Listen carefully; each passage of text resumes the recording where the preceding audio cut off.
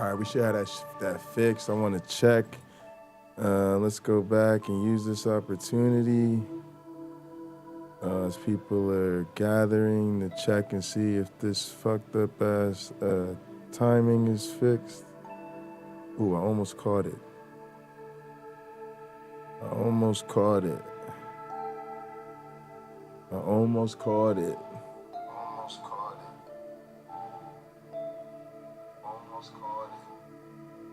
Oh, this mic.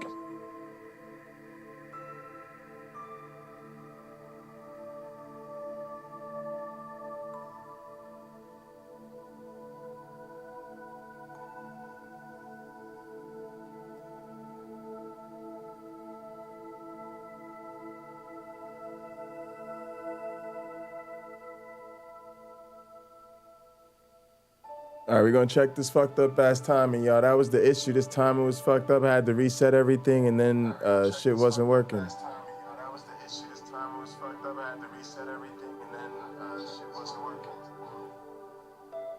All right, it looks a lot better. It looks a lot better.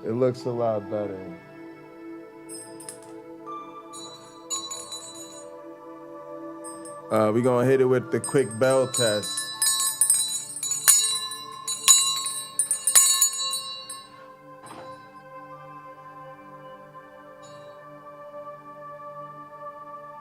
Yeah, it looks like we good. People. Sorry about that. Thanks for rocking with me. Welcome back, everybody.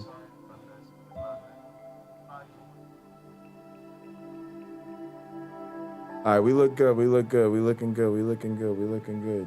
All right, let's swap over.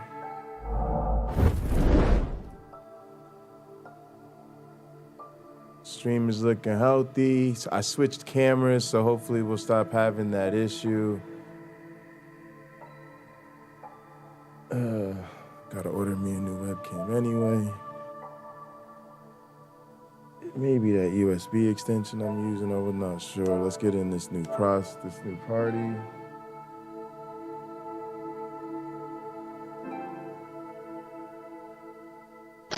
Sorry about that, Charlie. Yeah, hierarchy. Okay. Rev. President. Is wrong. Yep. Kill his ass. Murk that nigga. Nah. Wait, what? Y'all, no, sorry about that. I had to restart my go. stream. Go ahead. Okay. VIP bio. Did you say VIP or VP? No, I didn't mean to say VIP. I meant to say VP. My bad. He's not a very important person here. Sergeant at Arms. It starts with a B. Alright, that's close, but... Can I get an MC invite, y'all? Can we get it, like... I don't know him much. He goes by 2 names. Yeah, okay. Alright, sorry. I don't know him much. It's Boogie. We're a group. Boogeyman. Okay. Let me go back. I know the rest. Can I see the rest? Go ahead. Try it again. You can restart if you want. Okay. Blood, quit being a goofball. You get 3 strikes, just to let you know. 3 strikes and you're out. Alright. Go ahead and stand right in the gas for us. Thank you. Alright. President. Blood, you goofball. VP bio. Sergeant Arms Boogie. Secretary is Martinez, but they're trying out. Right? Okay. Right? Are you reading the list? Are you on Discord? No. Can you confirm that? Confirm. Put your hands in the air. Hands in the air. Still like not on the game, but he has an ear. Wait, how do you do that? That just keep going. Just check Discord, guys.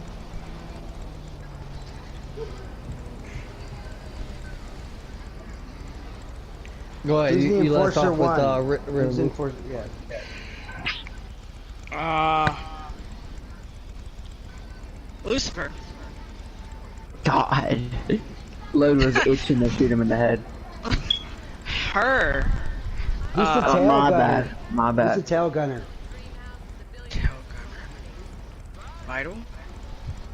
Yep, the very angry, what is the Irish? I'm joking. Aussie cunt. Very Who's a angry prospect and game Australian. manager? Distance in the light wolf. I don't know. Sorry. Wow, bloody goofball. What the Did that fuck guy ever happened come there? over? Alright, so Say, look, okay, look, man, look, I was guys, wrong. for real, straight up. No, more they fucking- never. Are no you more kidding me? C4s on the They ground. all they. Sticky bombs, This is whatever. this No is more of that their shit. cult, right? I This don't is have where they that. are. This is Let's their let that community, person and shoot. especially the Hell of a ones shotgun. that are number let's- one little let's mini announce one person celebrities to in this shoot. ridiculous Put on one. community. They enjoy that. Uh-oh. And number two, they make a little bit of money. I mean, it's really Oh, pathetic. my Like they're God, not what like was that? Deepak Who Chopra told who us has he throws on the $150 ground? million. It was Blood's goopy, so.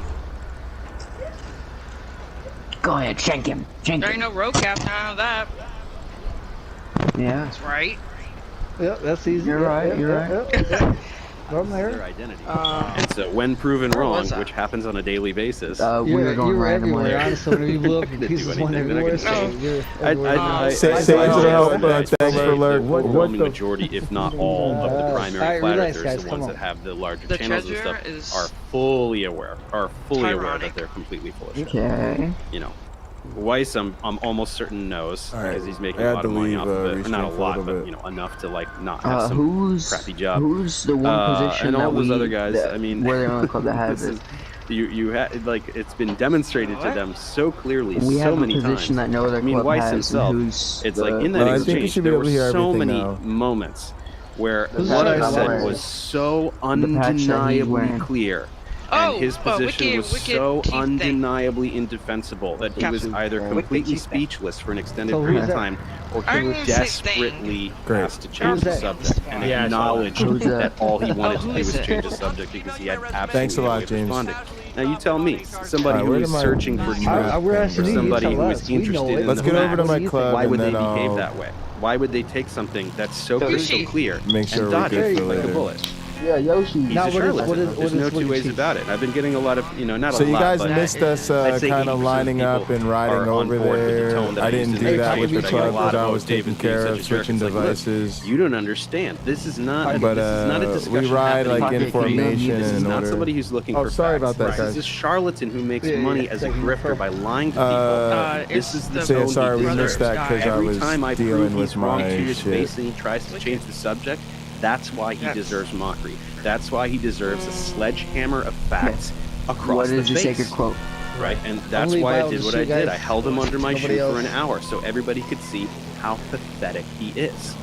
And Wow, I you guarantee you it made, Oh it wait, made an we missed impact the on him. position. Wow. guys. Wow. That was an That's all right, intense you discussion. One of the If you things you wanna said ask up front more. that I thought was relevant for those who feel some We type missed of way one about position. your attitude or You're your responsible, right? You pointed out his conclusion, Yeah, the way me too. he's drawn this is No, exactly what I was You saying missed the earlier. wise man. They're Who's either that? I honestly think saying That game looks in effect, really good. I would do it if it everybody's was a liar. multiplayer. We'd probably be into or it. everybody's an idiot. Which is In effect. profoundly insulting. Either way. Just Plus, by I the like that. stance alone. I think it should be a Whereas whole club. it seems like in your But position, I do have some some questions for you. actually believe this stuff, Can you and list off some what 1% is? just aren't aware, and others are For aware, and weapons? they're just Yeah, AR. some believe it, otherwise you couldn't All right, they're make money running off down a it. prospect right now. They Just make to call it the people rundowns. who They're are given making sure money they in know super the chats, rules. Special and ammo stuff on like any of that. those. They're like, oh, go guys, you're exposing the truth. I mean, somebody has to be falling for it. There has to be a mark Like for any con. explosive There's a rounds mark. or armor If there's no piercing mark, rounds. there's no con, and if there's no con, there's no money. So What about the they're making money. I mean, it's just so hilariously pathetic. Like they're not even good. Automatic shot. They're not even good charlatans. They're not good conmen. Like there are other ones. Like I don't know. In the anti-vaccine one, I talk about Andrew Wakefield. What about who an made a SMG? boatload of money. It is still making boatloads this. of money, fleecing the anti-vax so. stuff. So, and he's, I mean, he's a horrible, horrible, horrible man. But You he's gotta factor pretty in that smart. when you're on your He bike, figured out a you're way using, to make SMGs a lot of usually. money off of this. And You these know what kind guys, of they girls just will pick do? something that's so ridiculous I that, like, how many people are you going to think your trick? I mean, guys- there's maximum a few thousand And flat earthers yes, in the entire and- world. But, you know, I don't know why I kicked this over is the their bike thing, here. right? If you believe the Earth is flat, it's your Bloody entire goofball. identity. I'll give you a hand. It's not a casual belief. Right. Right. It's a very, you're Oh, you all already said in, it. and you're all about this red pill, blah blah blah, and this is what you talk about all Red the time. pill, and these blah, are the blah, people blah. that There you go. That you, Don't if that you you throw correspond those, with, and don't they blow up? this is like Yeah, I'll get the not next blow one up on your stage. way. What's the three colors? It's a way for when you have someone who is a delusional 3 minutes narcissist, but also incredibly stupid. They have to deny all of reality I'm in order to actually prop gonna them turn to this up. Respect brotherhood. Yeah. It is, but now it's loyalty, respect, and familyhood. Family. Yep. Yeah. We Making it a little recently more, just changed it for you guys. making it a Blood, little you can more have your female gas can friendly. back. Yeah. But you can have your gas can back. Wait. Actually, while you guys are doing this, I'm gonna edit that.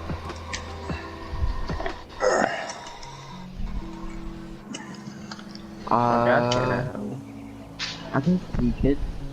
Where's the sacred And discord? then I'll probably change my scene over in a sec. Well, Sacred quote. we'll teach Let me you. see. Okay. What is the 19 and 4 stand on your patch? It means STA, and that's in the alphabet. Okay. What's it I stand was for? expecting to shoot him in the head. Why is this still showing me my this bad. damn screen? Alright, hang on. Sorry, I get Oh, is confused. it the full one? Yeah, very confusing. Not really. If you want to move to the prospect stage, it's quicker. What should you do? Oh fuck. Yeah, the goal was just to listen to that while the church was happening, since you guys couldn't hear them talking. Yes. That's a good one. Okay, and then wear your right uniform. I don't really want to listen to Counter-Apologetics all day. Do that. Cut Uniform thing. outfit, yeah, Right. outfit, cut, emblem. And I don't Show- know the other ones. Show more. Oh, be active. There you go. Yep. And then also, this is something that I don't think you was aware of back in the day, but we So you actually think- give you a week off if you can get a recruit. I don't get why she But- takes that personally. I If you mean, get a recruit, and even if it she's doesn't a work out, YouTube apologist. we'll knock a week off the sentence. So if, let's say, or our typical way would be, 6 months. Uh-oh. Capone's gonna be like, dude, I should have been a fucking member already. If you got like a week off, You know he is. I mean, if you got a recruit, you'll get a week off. So it'll be 5 months and 3 weeks. I'm not saying that it's gonna be 6 months. I'm just giving a random example. Yeah. Oh, okay, that's cool. What does standing guard consist of? My favorite question. Consist of, well, just standing there and with your AR. And There's boogie a down. couple. So you don't look at the TV, you just play on your phone.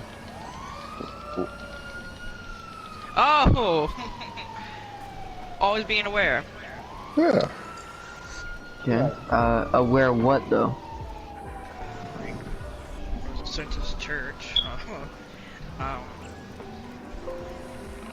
No, we're talking about like lobbies in general. Oh! Public lobbies. Yeah. Okay, so, of the KOSs, of course. That's... Is there... Guys, I think we should just give it to them. What's the first you thing have, you... Go ahead. you have to watch out and make sure who joins the lobby and who like leaves. Like you Yeah. gotta make sure that you watch your brother's backs no matter what. Brothers and sisters. Always my bad. inform us if someone else is joining that lobby that's unfamiliar. Yeah. Whether Like, it's for example- or not. For example, we're in an invite-only session. The only ones that should be in here is us. So if you're checking your radar and checking Somebody your glitch in, let us know. If Yeah. I see another person, yeah. then let y'all know. Or vote. Martinez is going ham on her Rambo, are body. you Yo, okay? Rambo, what did she do? I gotta. I'm gonna help her out. Okay. She seemed He's distressed. fighting demons. Fighting demons.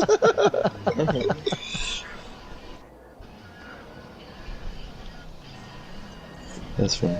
Alright, go ahead. What's color Bow's underwear? Oh, fuck out of here, James Uh, Apperson. It's White. pink lace with white cream color, whatever.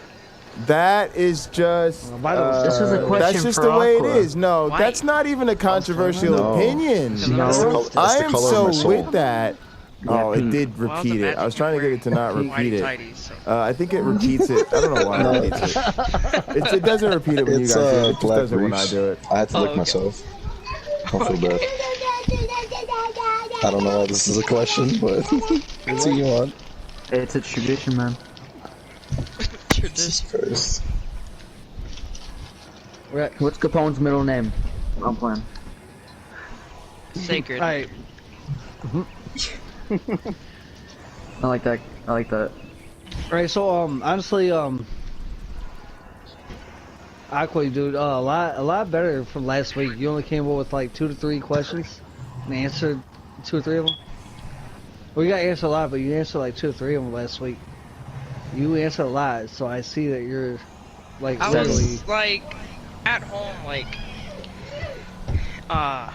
just staring at my screen, and like I really want to I've been a prospect for so long, and I just want to be a pastor. That's literally all I want to do. So I just studied, and even when I went like to go pee, I was on my phone. To be honest, I just think it's a tactic. Yeah, there you go.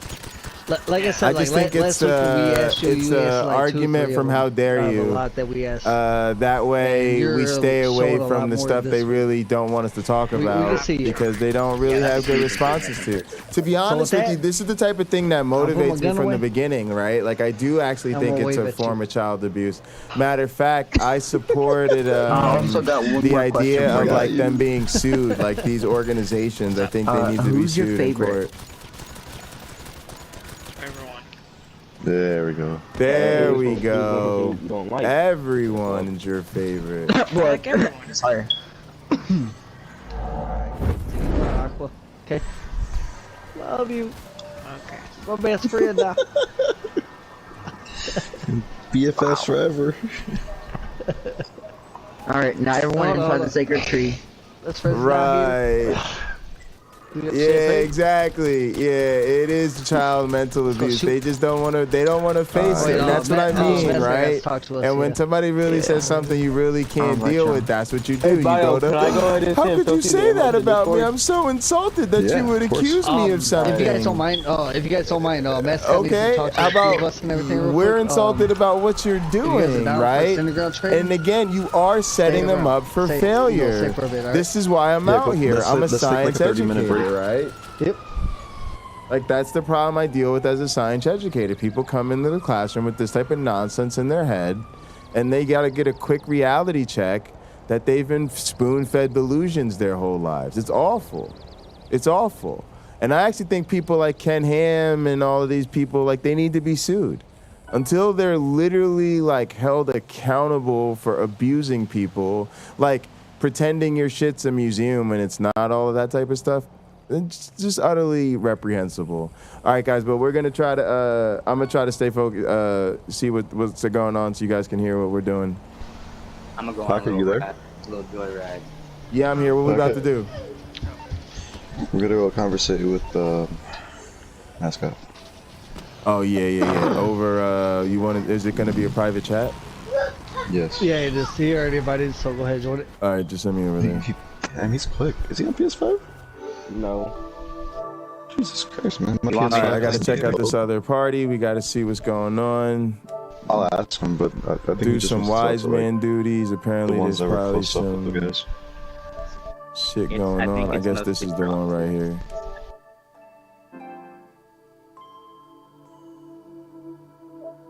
Okay.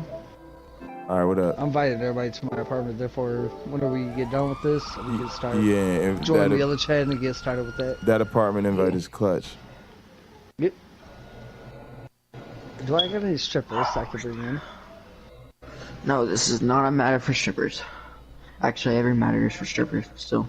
Yeah, I think it definitely is a matter for strippers. Bro. Yeah, that's true. And James Wish I don't Apperson, have the other one, thing so- I was thinking about the other day is that when it comes to this stuff, we're really on the other side, right? Like when this religious war pops off that they're fantasizing about, we're gonna be on the opposite side. So it's nice to be friendly, but at the end of the day, it is what it is. Picture. Alright. Winnie Pocket. Alright, there you go. So, it's... And this is coming straight from Asian, and Mason was in the party with, not in the party, on the phone with him too. So, Mason left because he felt like nobody, like, gave him the time of day, like, nobody talked to him, like, and he was kind of an outcast in his mind, which I can see that because he's not very open about anything, so, like, you kind of have to push him in order to, like, get him to open up. Load knows that. Yeah, but see, like, with that situation, how could they do that? Like, how can he force somebody to talk if they don't want to? Yeah. Also, he's not that active. It's not like he's not in the chat. Like he's not. Dude, I might have seen him like 10 times since he's been in the club. I've been going based upon like other people like talking, you know, like talking about him, and based upon like his status from LG. So it's like that's how he got moved up to full patch, was that, you know, we went based upon what like Load brought up, like, hey, these guys are good, they're somewhat active, they're following the rules pretty well, they're not breaking any rules. Boom, let's give them full patch. You know? Yeah. It probably would have been better off if we fucking had him actually go through hangarounds and prospects. Because this way we would have had somebody assigned to him to be his sponsor and actually get to know him a little bit better. Yeah. But the part that actually got me an Asian, and this is the reason the Asian left, is because Malice, and this is not pointed towards anyone, when I say this, Malice and Rambo were kind of making jokes about how Mason felt. And that's what got Asian irritated and mad, because that's his best friend. And so, well, this is all coming from him, so anything that you hear me say came straight from him. But he kind of snapped in party. No real hierarchy was in there besides, actually, I don't think Rambo was in there. I think the only hierarchy was Daisy. But even Daisy said that, like, don't make fun of him, and, like, that was one of our brothers. And that's the part that kind of got me. Asian stopped me from coming into church and getting very angry because of what happened. Because I know how Mason felt. Like, when I first joined this club, I felt kind of like an outcast, because, like, nobody really, like, kind of talked to me besides Load and Blood, of course. Hey, I met what? How many times we play fucking COD together? Look, chill out. That was when I hit Prospect. We started hanging out with a little bit more. True. Okay.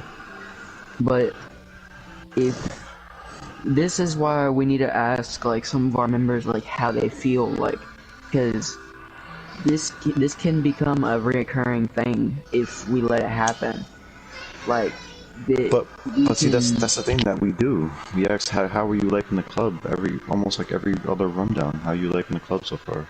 Is everybody treating you right? I've asked that question a couple times to the members. Yeah, but to some of the full patches that, like, are not, like, very social with us, so to speak, like, we kind of need to check up on them and see how they're doing. Like, and I know where Nerdsy's coming from, because I talked to him about this. He said that if he doesn't know them very well, then he is not gonna, like, step out of his comfort zone and ask them how they're feeling, which I'm that type of person that would do that. Alright, so hold on. Hey, hold on, real quick. How you feeling, Mascot? I'm feeling pretty good. Not bad. Can't complain. That was good. You expect me to ask that to every fucking body? I do. Really? You expect me to ask that to everybody? I mean, I see how you doing. How's your day going, bro?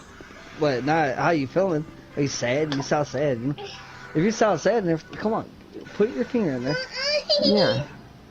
But like nobody's gonna sit there and ask like every day, like, "Hey, you doing good, bro? How's life? How's life?" No, that's just intriguing to somebody's lifestyle. It's not every day. It's like every other day. Like if they seem down, like ask them like, "What's going on? Do they need?" Y'all could call in, but I am gaming. How so do we know if the dude is down? But yeah, you can call in if you want. If they don't talk, you just gotta let me know you're calling in, so I know to pull up. That's the what Blood restream. does. He won't talk about anything.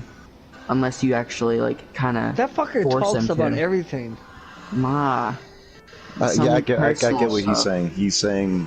Oh, you know what? I probably the link was probably pinned on the last one. Right, but how are we supposed to ask? Like, you want me to like engage your lifestyle and everything? Like, me personally, bro. I get on the skate and have fun. I don't talk about my real life as much as like I do, but I don't. I'm not gonna sit there and talk deep down about my life, like my back past and everything, like what I went through and all that shit, Yeah, that's not what I'm saying. It's like stuff that's happening, like real time, like stuff that like they need somebody to talk to about. Like, and one of us can be that person that they talk to and like open up to. Which is why we got a guy named Wise Man called Pocket. Yeah, they just gotta. Yeah, they just gotta reach out to us on Discord or whatever. But I think we're talking about two different things. I mean, we definitely want to be there for people that are having a hard time, but they also gotta tell us. And like to have drama happening in the club, and then I left because my feelings was hurt. I mean, that's just a lot of, it's too much, right? Like, you're supposed to be like, oh, this was said or that was said, and then you talk about it or you bring it up to somebody. All right, so mascot, you just became a patch member. Last weekend, we had another officers meeting. I was actually in the process of bringing Tex up as world captain. That was our officers meeting, bro. It was me introducing Tex into becoming world captain. And mascot said, not right now. Your thoughts? I feel like, Tex, my bad, bro. But Tex is like, not right now. What's up, James? Can you hear me? Dismissed by a percentage of. Oh, yeah. Can you hear me? It's not. Yes. How's it going? Oh, okay, yeah. I forgot I even still had the table, but I'm going okay. Just talking to my son about what he wants for dinner. Yeah, I didn't know anybody was. You ever heard that saying on unspoken mouth? Oh, it's okay. I came back like a few minutes after the if he doesn't speak up and like actually reach out to somebody, we're not so much happening that I just know that something's wrong. I just forgot it was up. I put the club in my earphone so people can hear you. But yeah, I don't think we owe the people this type of thing. Matter of fact, in some sense, part of my issue is that I think we're too friendly with the other side. Sure, it's a catch-22 for, because if we're completely militant about it, we just alienate them. They dig in further. We cause them to like double down on stupid. To defend their position. And if we're neutral about it, then nothing happens. And if we're overly friendly about it, then we're like, kind of sending the signal that they're okay. And to be honest with you, from a practical position, I think that that favors them. Because at the end of the day, I think we're right and they're wrong in a way that's beyond our opinion of the matter, right? Sure. They won't accept that. They'll say, oh, well, that's just your take on it or whatever. But in a very deep and profound way, right? And so here's the thing, like where people talk about like great conflicts and wars, right? And you think about there's like a David versus Goliath, right? There's the Confederacy versus the U.S. There's like some military insurgency against some deeply established government. Yeah. So my thing is what I've heard about that is if you're the smaller fighting force, you're just trying to make this too costly for them. You're just trying to like almost win like a battle of attrition. You don't think you're gonna win and dominate them and conquer them. You just want this Right. to be a little bit more costly than they can sort of bear, right? And to me, that's what they do. It's like they know they're wrong. They have completely committed and doubled down to being, public flag bearers of irrational positions, right? And they're like, hey, Rebecca says this all the time. There's no such thing as bad press. Well, if that's your attitude, which I get it, you're a YouTube creator, cool. But then roll with it. You made your bed, now lay in it. There's no such thing as bad press. If you want to, I felt the same way. This is why I went off on her on my channel before I did the Hot Program interview, was because I first knew of her as like the friendly theist that would show up on all the atheist channels.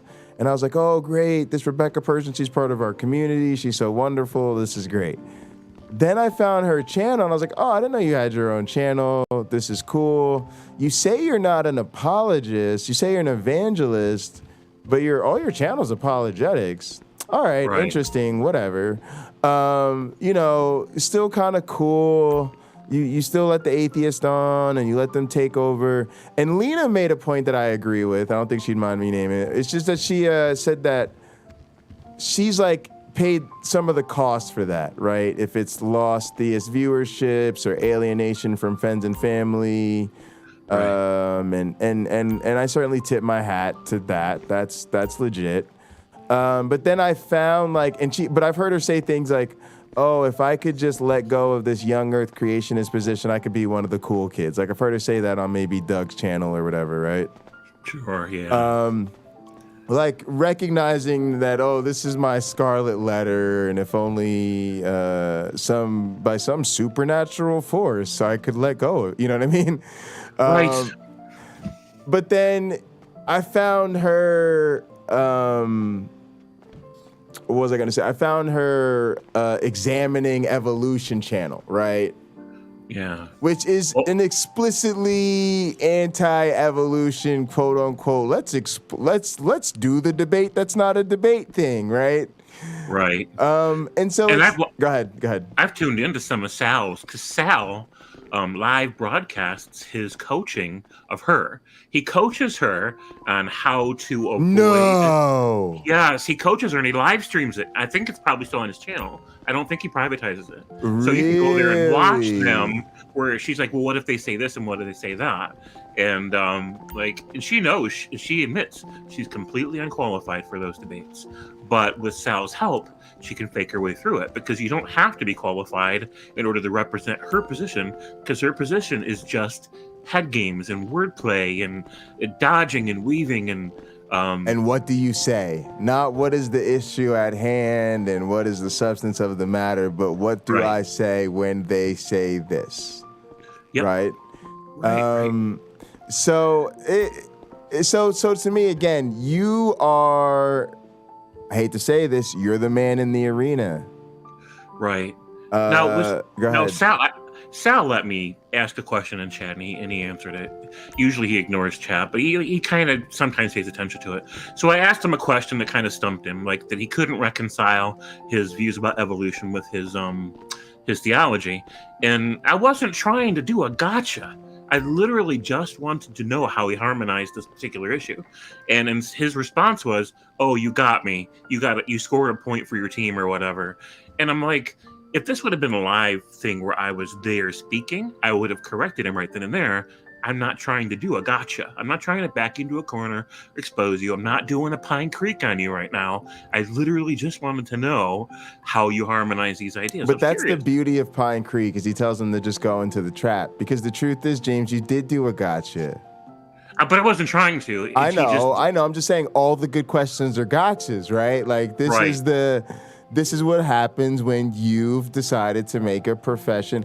And I've been sort of dancing around it, but I want to go more explicitly to Cameron's question of too friendly, because I don't like to awkwardly interrupt the conversation to get a chat. I still haven't figured all that out yet. But but the reason I say we're too friendly is James, you and I, let's say we became really good friends, and as part of being really good friends, you didn't want to hurt my feelings, right? Okay. And so, you know, I might have some issues with my confidence. Maybe I have some relationship troubles, trouble at work, whatever it is, right? Mm-hmm. And one of the things I might really struggle with is the fact that in this scenario, let's say I'm 4'9", right? Okay. You might try to convince me of a lot of things about myself. Hey, Jay, I think you're a pretty nice guy. You know, hey, look, you've got like almost 200 subscribers on YouTube. Like, you know, I know there are a lot bigger channels, but you just started. People think what you're doing is worthwhile. Like, hey, science is pretty cool. You know, like you might give me some value. At any point, would you try to convince me that I was tall? No, I would not. Right? Because there would just be some way at which, like, that would just be, like, inappropriate, right? Sure. Like, I'm just not tall, right? And I think what we do in this field a lot, like, part of my journey to this community was I got tired of watching atheists versus Christians debates. And the one of the things I got sick of with the debates was, like, we were always given the equal time thing, right? It felt like almost like they achieved their goal in these debates that they can't achieve in the classrooms. Like, if they have it their way, we'd have to give evolution and creationism equal time in the classroom, right? Yep, absolutely. They can't get that, but during the debate, we give them equal time, right? And then it's hosted by some jerk off Bible college, right? Biola University, right? So jerk off Bible college is like, only two great minds can engage in such debate of the greatest question. Which, like, bro, who said your religion is the greatest question, right? Like, they always say that. We sure don't say it. Yeah. They even say it about the question about God. It's always the most profound question anybody ever asked. And I'm like, no, it isn't. It's actually a pretty silly question if I want to be honest about it. Like, it's literally one of those things where if somebody asks you about anything else, like, oh, dude, what do you think about the intergalactic chocolate chip cookie that created the universe? You'd be like, oh, yeah, I don't give that much thought at all. Right, because there's no reason for me to think about that, right? Like that. So that to me is what it's really on par with, other than the fact that, like, you were raised to believe this. I understand that, so bless your heart. I'll try to be gentler about your particular cookie. And I don't take it personally that they have these weird beliefs and that they have these immature minds. I feel bad for them. Like, if there's a way for me to help kind of ease them into a little bit of maturity, then I'm here for them, you know. But I realize. So that's where I'm going with this, is that I think that we are in some ways not actually addressing that issue. Right. So I was kind of teasing the universities. Hey, we're Biola University, right? And we're a great university. All right. But no, seriously, though, right? It's like the equal time thing. It reinforces this idea to them. Oh, you know what, guys? Really great minds don't really know. It's kind of a toss-up, you know? And yeah, you got your Christopher Hitchens of the world, but you got your William Lane Craigs too. You know, so not only is it a William Lane dichotomy, Craig sells more books, right? Like, or whatever the fuck.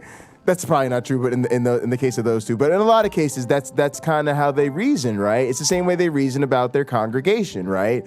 Like, they're sitting there listening to the super charismatic pastor who's in charge of this really successful, reasonable ministry, and there's plenty of doctors and lawyers in their churches, and even some science teachers in their church, right?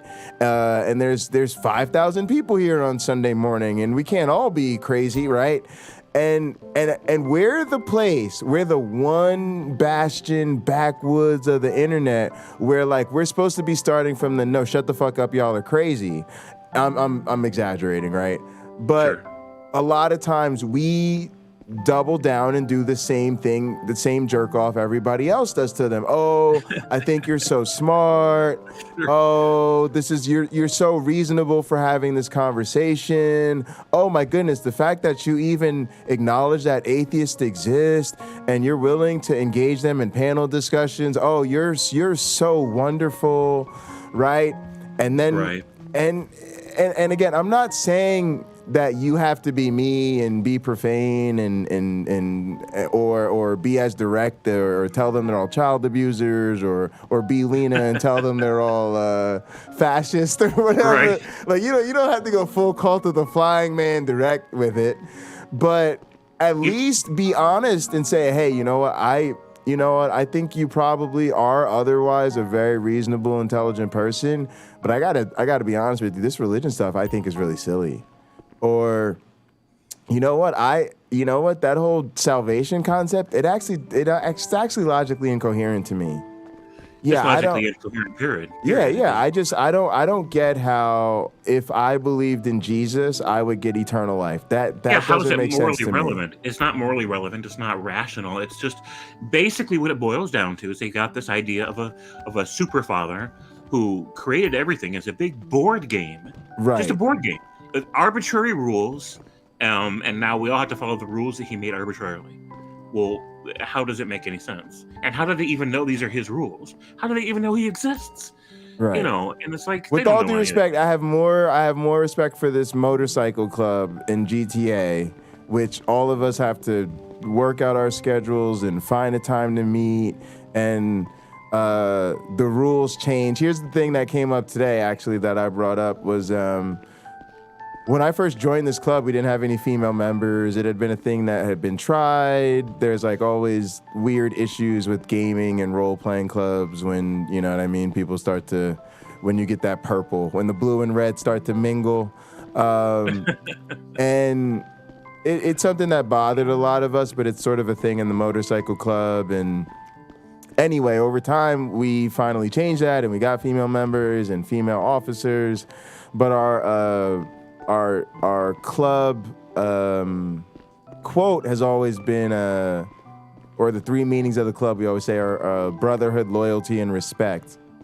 And I did this whole deep dive on this issue where brotherhood is technically a gender neutral term, right? Terms like brotherhood, fellowship, fraternity, they're actually gender neutral terms. In other words, if you had a all female thing, you'd call it a sorority. If you had an all male thing, you'd call it a fraternity. If it was co-ed, you'd call it a fraternity. Do you see what I'm saying? Yeah.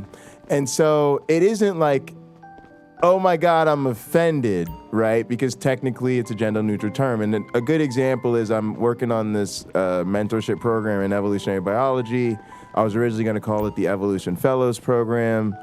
Once I started meeting with my co-authors, one of our co-authors spoke up, actually a Harvard guy, Scott Edwards, super cool evolutionary biologist. He said we should change it to the Evolution Scholars Program because, you know, fellows we shouldn't use that term, right? It's gendered. And again, he's not an idiot. He doesn't not know that fellowship is a gender neutral term. He was just kind of like, it's 2022. Let's not even create this stumbling block out the gate, right? So the issue I brought up with my club was the same thing, which was I've heard some of our female recruits, when asked their three meanings of the club, do this awkward phrasing where they say brotherhood or sisterhood, loyalty, and respect. And I'm like, look, that's awkward as fuck. Let's not do that. And also, like, I don't think our female members are ever going to speak out on it and be like, hey, we should change this. But so I brought up, like, can we change this to just family, loyalty, and respect? Because it would be less, it would just be less awkward in the end, less fumbling, less explanation. And the point is, I said we're using a gender neutral term. Like, I'm not upset about it. I'm not trying to be woke.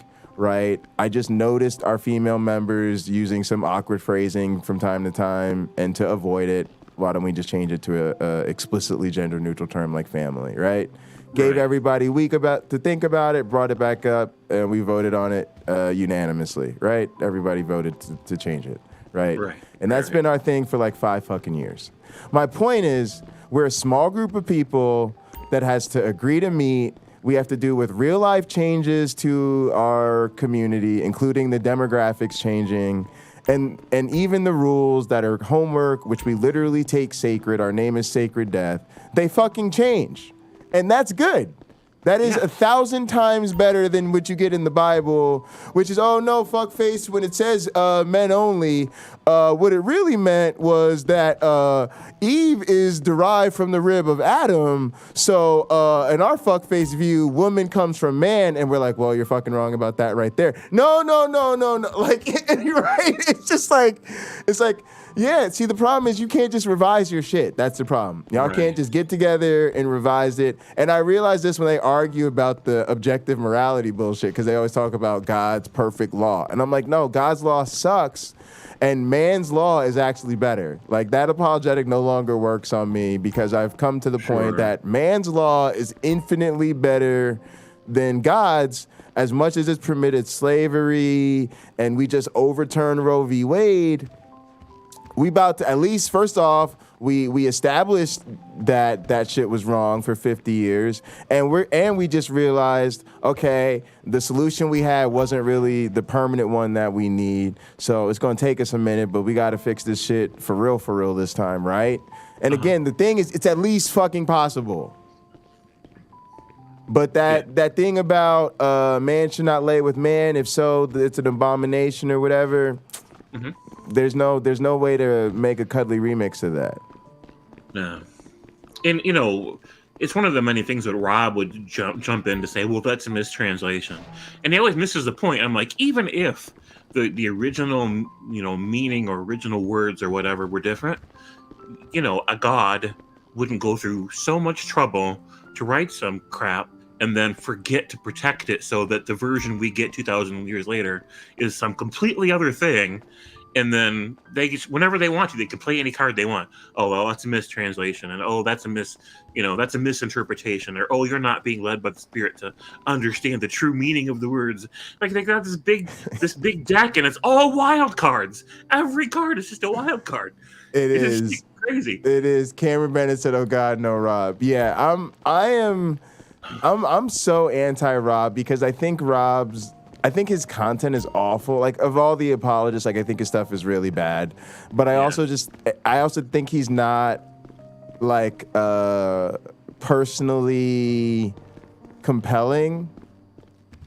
Right? No. Like, he spends an awful lot of time not making a point. Yeah, and he's just not charming. And then I think his content is really boring. So yeah, it just doesn't work for me on all levels. But yes, to your point, I think this whole, and that's all we ever get, right? Is that nobody has the correct interpretation.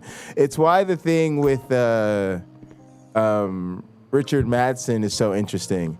Oh no, that book with the lineages in it, where it's like this person beget that person beget that person. Oh no! Those weren't really names. No, those weren't names. No, the meanings in order, they create these complicated thoughts. Yes. Oh, and when it said, you know, all of this stuff about God, you know, on the earth. Oh, did you guys think that meant this earth? No, that was that was an earth. This earth. What a rookie mistake, man. He thought he meant earth. Nah. That's like Rob saying it said the whole entire earth, but it didn't mean the entire earth. It just meant this one little basin back in like some Stone Age or some crap. Yes, like, yes, with the local flood stuff too. Yeah. It's just so my thing is, right, I think it's fine to get along with these people, and if you're a friendly person, go ahead and be a friendly person. But they are arguing for some bullshit, y'all, and they're doing it professionally. And here's my point about tactics. They're taking advantage of it, right? You got to remember, if I'll give you a perfect example with Gutsick Gibbon, right? Uh-huh. My channel is like nothing compared to her channel, right? Like, I don't exist. Nobody knows who I am compared to Gutsick Gibbon, right? Right. Yeah, because you're still new. Right. And so she could have just put some stuff up there and put, right? But she made me look like $1 million, right? Yeah, it was I loved it. Right? And it's because she was like, oh, our boy Jay's the hero here, right? And she does the whole bit and breaks down the debate. And then at the end, she goes straight into the comparison of the Death of Expertise book, right? Like, dude, I just finished grad school last year. Like, who the hell am I as a first-year postdoc to be in the same conversation as the book The Death of Expertise, right? Like, sure. if you put 100 scientists in a room, I'm probably the least accomplished of them, right? I'm or like amongst the least accomplished because we're the babies. We just graduated. But that's what I mean. It's like when I do the Christopher Hitchens audiobook series, there's just something about looking back and going, Jay, you have no influence in the world.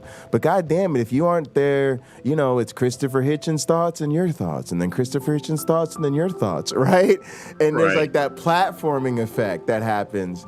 And so, like, we do this a lot, and I know we do it because they're our friends and we know who these people are, right? But we go, oh man, thanks so much for coming on our show today. You guys, you're just really brilliant. This has been super enlightening.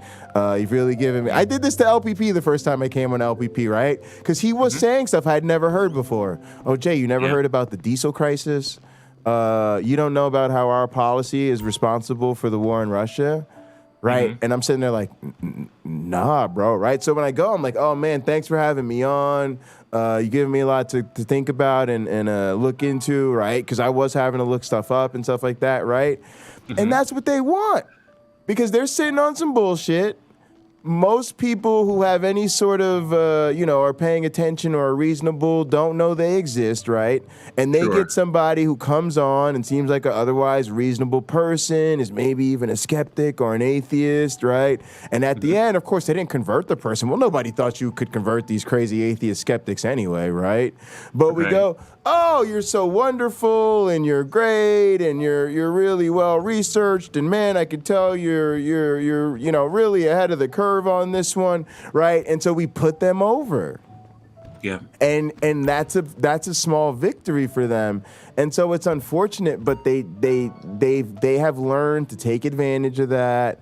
To use it to get clips or to go into their next debate and say, hey, I sat down James Apperson, and even James Apperson admitted that there were no logical defeaters of this. Now, I couldn't convert him, but that's because he's a lifelong committed atheist. But he said there are no logical defeaters to my argument. And on top of that, he said he's not aware of any evidence to the contrary. Right, so you become a new name for them to drop, and they try to leverage us against each other. Right. Take these little sound bites and run with them, and now we've got endorsement from the atheist community. How did you not know that we weren't now being endorsed by the atheists, and on this point at least? And it's frustrating. Sometimes we do give way too much. A couple weeks ago on the show, Jason, is Tom or Thorne? What's his last name? Jason. Jason Torn. Jason Torn. So Cy, who sounds exactly like Dennis Prager, like I keep thinking it's like right. So Cy was talking about how Jesus was the first person to ever even raise the issue of human dignity and mutual respect and human rights and things like that. To even not just before Jesus said these words, no human in the history of ever had ever said anything. Oh my goodness! That would be part of an ideological or values foundation for having respect for other people in any context. And it's such an outlandish claim. Like I was in shock that he said this, even coming from a fundamentalist. That's some pretty strong, like over the top nonsense. Right. He's easily refuted. And then Jason responded after all of that to, well, I can see how you would say that. Yeah, that makes sense. And I'm like, Jason, no. But when we got that many guys sharing the screen on Rebecca's channel, there's almost no chance to talk. Right. It's a special skill to be one of the guys who can keep managing to grab and wedge himself in and start a dialogue where he gets the next 5 minutes is just him talking. Well, I've learned a couple things. So one thing that I got from Doug is get little bits in there, right? Everybody wants to like take the floor and give their 10-minute thing. Right. So sometimes I try to do those like mic drop moments, because you're right. There's 10 people speaking, right? Like I got one time there's a big panel and they were talking about, you know, what was supposed to be the best argument for theism or whatever. I pulled out the little beep, the meter. I let it go off. I was like, beep, beep, beep, beep, beep. You know, that's my little spirit meter, right? Right? Like that would be it. I've got scientific evidence of the presence of the Holy Spirit, right? If you could literally do the ghost meters, the ghost hunters test, right? And that thing would go off, and then you went in there, and sure enough, it was the motherfucking Holy Spirit. And then after the spirit meter went off, you got the gift of tongues, right? But you don't have time to do all that, right? So it was like beep, beep, beep. Spirit meter 420 went off. I detected the Holy Spirit in this place. I just gave you scientific proof of God. Go. Right? Now that's wholly ridiculous and straw manning or whatever, and there's all sorts of problems with it, but you just don't, like you said, you don't have that kind of time. The other thing I benefit from is looking highly ridiculous.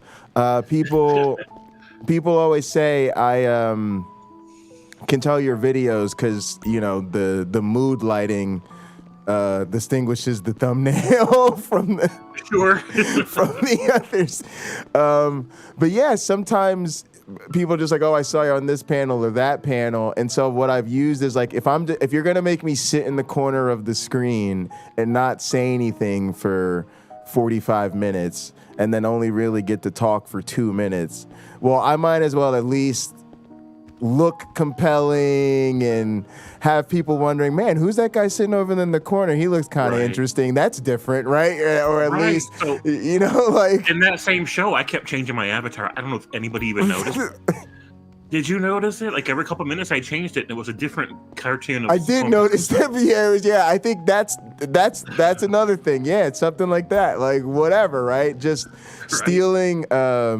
in pro wrestling, they call it, stealing eyeballs, right? Like pulling eyeballs, just stealing looks, just because that's sort of what a lot of times you're doing in something like professional wrestling. Like there's a long card, there's a lot of people. You're just trying to do something to get the people to pay attention to you or notice you or whatever. And sometimes it gets downright gimmicky, but that's right.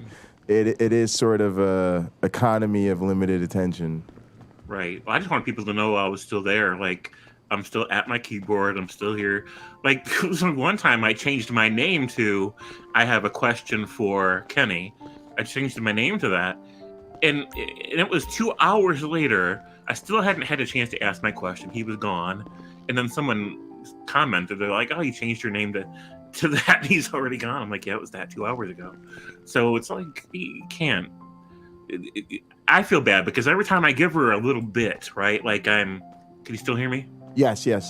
So I'll give her a little bit of credence on a point, but then it's only because I'm wanting to launch from there to a bigger point that takes the credit away. But then someone interrupts me to talk about logical fallacies or, Leo will want to interrupt with like technical points that he knows is so far over her head he's wasting his time. And then Chris will want to interrupt with, well, but your religion's all nonsense anyways, which, yeah, of course it is, but let's stick to the issues. Right. And so I always end up regretting that I give her these little moments of, okay, I'll grant you this point, but, and then someone interrupts me. They're great to do in a longer conversation or a one-on-one call-in. It's just, it's too insecure of a thread to start right in the larger panel discussions. And honestly, some of what I did, I mean, to be honest, I started doing this to make friends, right? Like to have, I realized that like all the people, like I was getting more interested in sort of my YouTube live chat interactions than I was in say like, meeting with other scientists or whatever. I was like, you nerds just want to sit around and talk about like, proteomics of the transcriptome of some protein synthesis. And I'm like, yeah, half this country doesn't even believe evolution happened, so I'm going to try to go talk to them. Right. You know, and so, go ahead. It's so obvious that the creationists are bad faith actors. Because I'm always like, look, I know very little about evolution. I know enough about it to know that it's very well substantiated and to understand that creationism isn't even science. But what about pew fillers? Sure. I mean, that's important for them. No, but I mean, like, what do you think about them? Are they bad faith actors? Like, are you a bad... Because to me, I think that gets at you're almost a bad faith actor. Well, I mean, the people that come into debate, like... you mean actively in the community? Sure. Yeah, actively. Okay.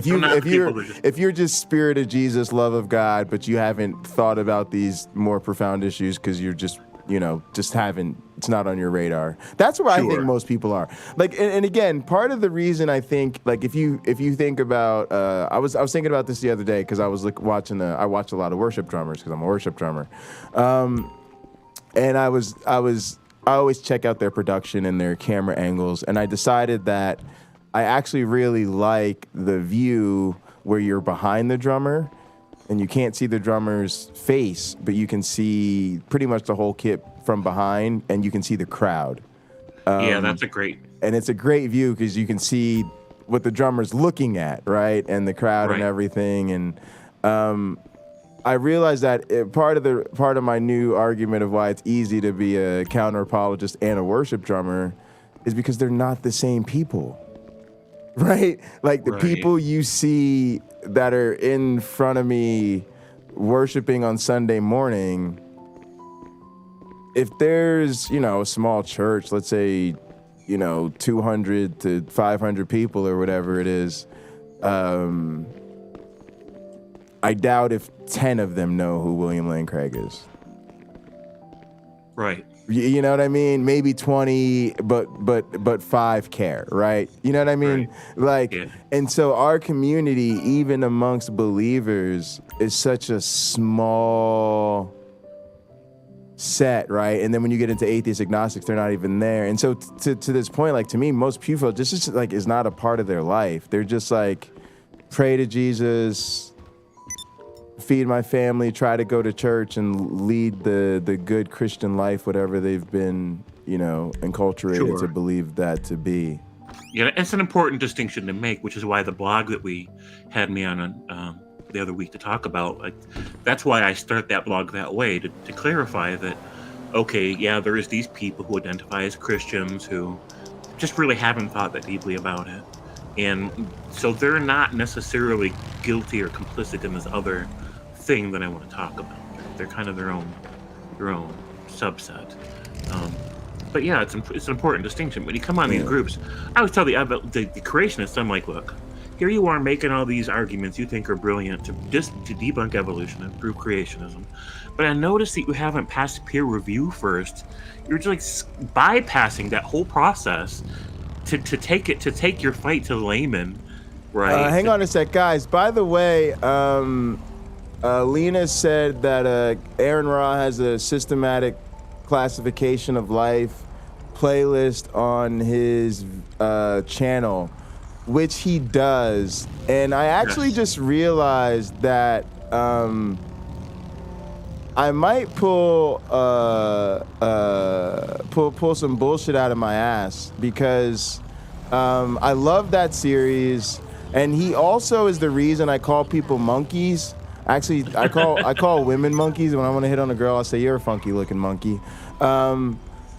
But he has a video basically on why we are actually monkeys, like for real, and I think it's great. And so I might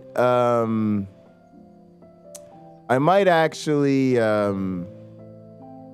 do a video replying to or responding to that video. Actually, I probably won't do it tonight because I actually want to get through God Is Not Great because there's so many damn chapters of it. But yeah, maybe I'll do something like that soon. But yeah, to make a long story short, it's a great series, and I actually think that Aaron Ra makes a great case for why humans should actually consider themselves monkeys, not just apes, but monkeys. And I think he's right, and I think it's really good evolutionary biology. It just isn't what everybody is saying, and boy, it'll trigger theists and stuff so much that I think a lot of people will be reluctant to have that conversation, but that doesn't change the fact that I think that he's right. Right. Lena was in here. I was about to let her on, and then she dipped as soon as I went to press the button. She said, "Okay, cool. I'll join in when they're when they're done with this convo. Someone's done with the convo. I don't know." Oh no, yeah, you can come in now. We're just chilling back here. Yeah. I'm trying to see what my club is doing. I think we're about to. I'm gonna ask them right now what we're doing. I don't know I don't hear anybody talking in the party. I don't know. I don't know why it's so quiet in here. Let's see what's going on. Are we in another party as well? Oh yeah, we're in the prospect to hang around chat. Okay, that's what's going on. Sorry, y'all. I was in the wrong chat. What are we getting into? Oh, okay. Oh, yeah, I got to do I got to take this picture though for who said that? Sorry, I forgot who to take who's with it. Who? Stanley, where you at, bro? Are you in this garage with us?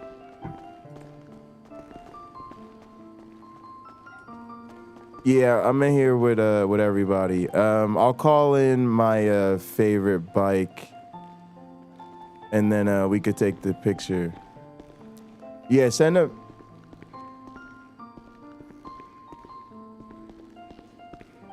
All right. Yeah.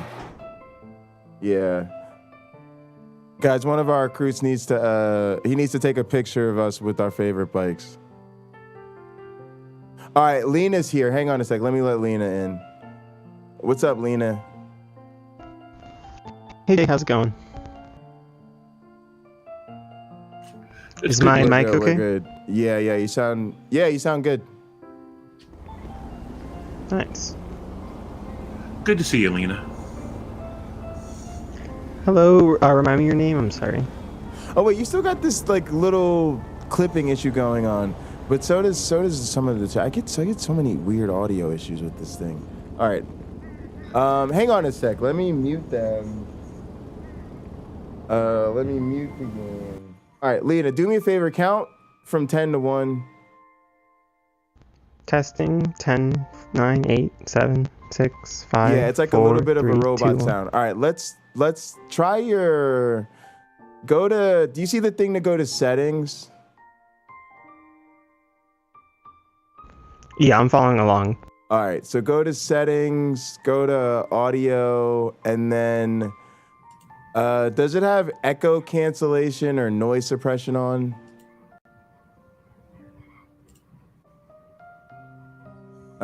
Turn those off, because sometimes that actually helps.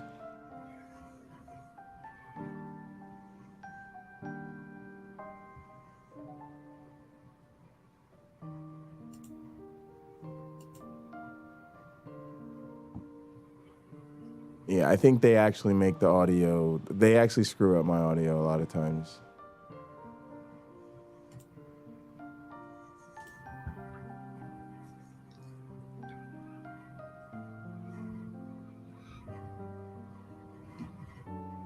I gotta make we should make a video on like the restream settings. I was actually thinking about this.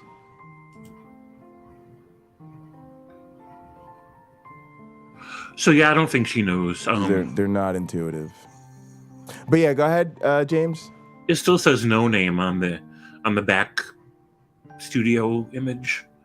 Like people on YouTube aren't seeing it, but here in the studio restream. Oh, like that's that's one of the captions. I don't know where that. It's just the caption, but that's backstage. They can't see that on the stream. That's because we're backstage. Yeah, that's just I think that's like a chat that we didn't. There we go. All right, yeah, I got rid of that. Yeah. And then we don't actually need the chat overlay up back here. So I actually wanted to when Lena was arguing with Rebecca, go ahead, or about fascism. I really wanted to join in on that discussion. I was there. I was active in the panel, but I didn't get a chance to say anything. Like I really wanted to kind of back Lena up on this point. I would have used different wording. Different Hang on a sec. She popped out. Lena, can you hear us? I don't remember this one. I think it's outside. All right, let's wait till she comes back, because actually I want to talk to her about the fascism thing too. Right, so is everybody in the party or? Yeah, I'm in here. I'm just talking to people that are calling in my stream, and I'm outside. I'm about to call in my. Can somebody send me an MC invite actually, and then I'll call in my bike for Stanley. We can't yet. We're doing the Cineground training, so whenever once we get it started and everything, if somebody invites you to something, that means you're on their team. Oh, all right. So I'll have my mechanic call it in for pick. now. No worries. Yeah, it's kind of like a dodgeball pick, bro. At the moment right now, I'm just trying to get 2 captains. So do we got component ramble? Pictures or what? With the bikes? We gonna do it? Yeah, Stanley's doing it right now. Stanley, did you not get that? Did you get it, Stanley? I know he said he has something else to do too. Is he out there with you guys? He might have got it real quick. I'm trying to call on my bike for him right now. There's a lot going on. Just give me a sec, James.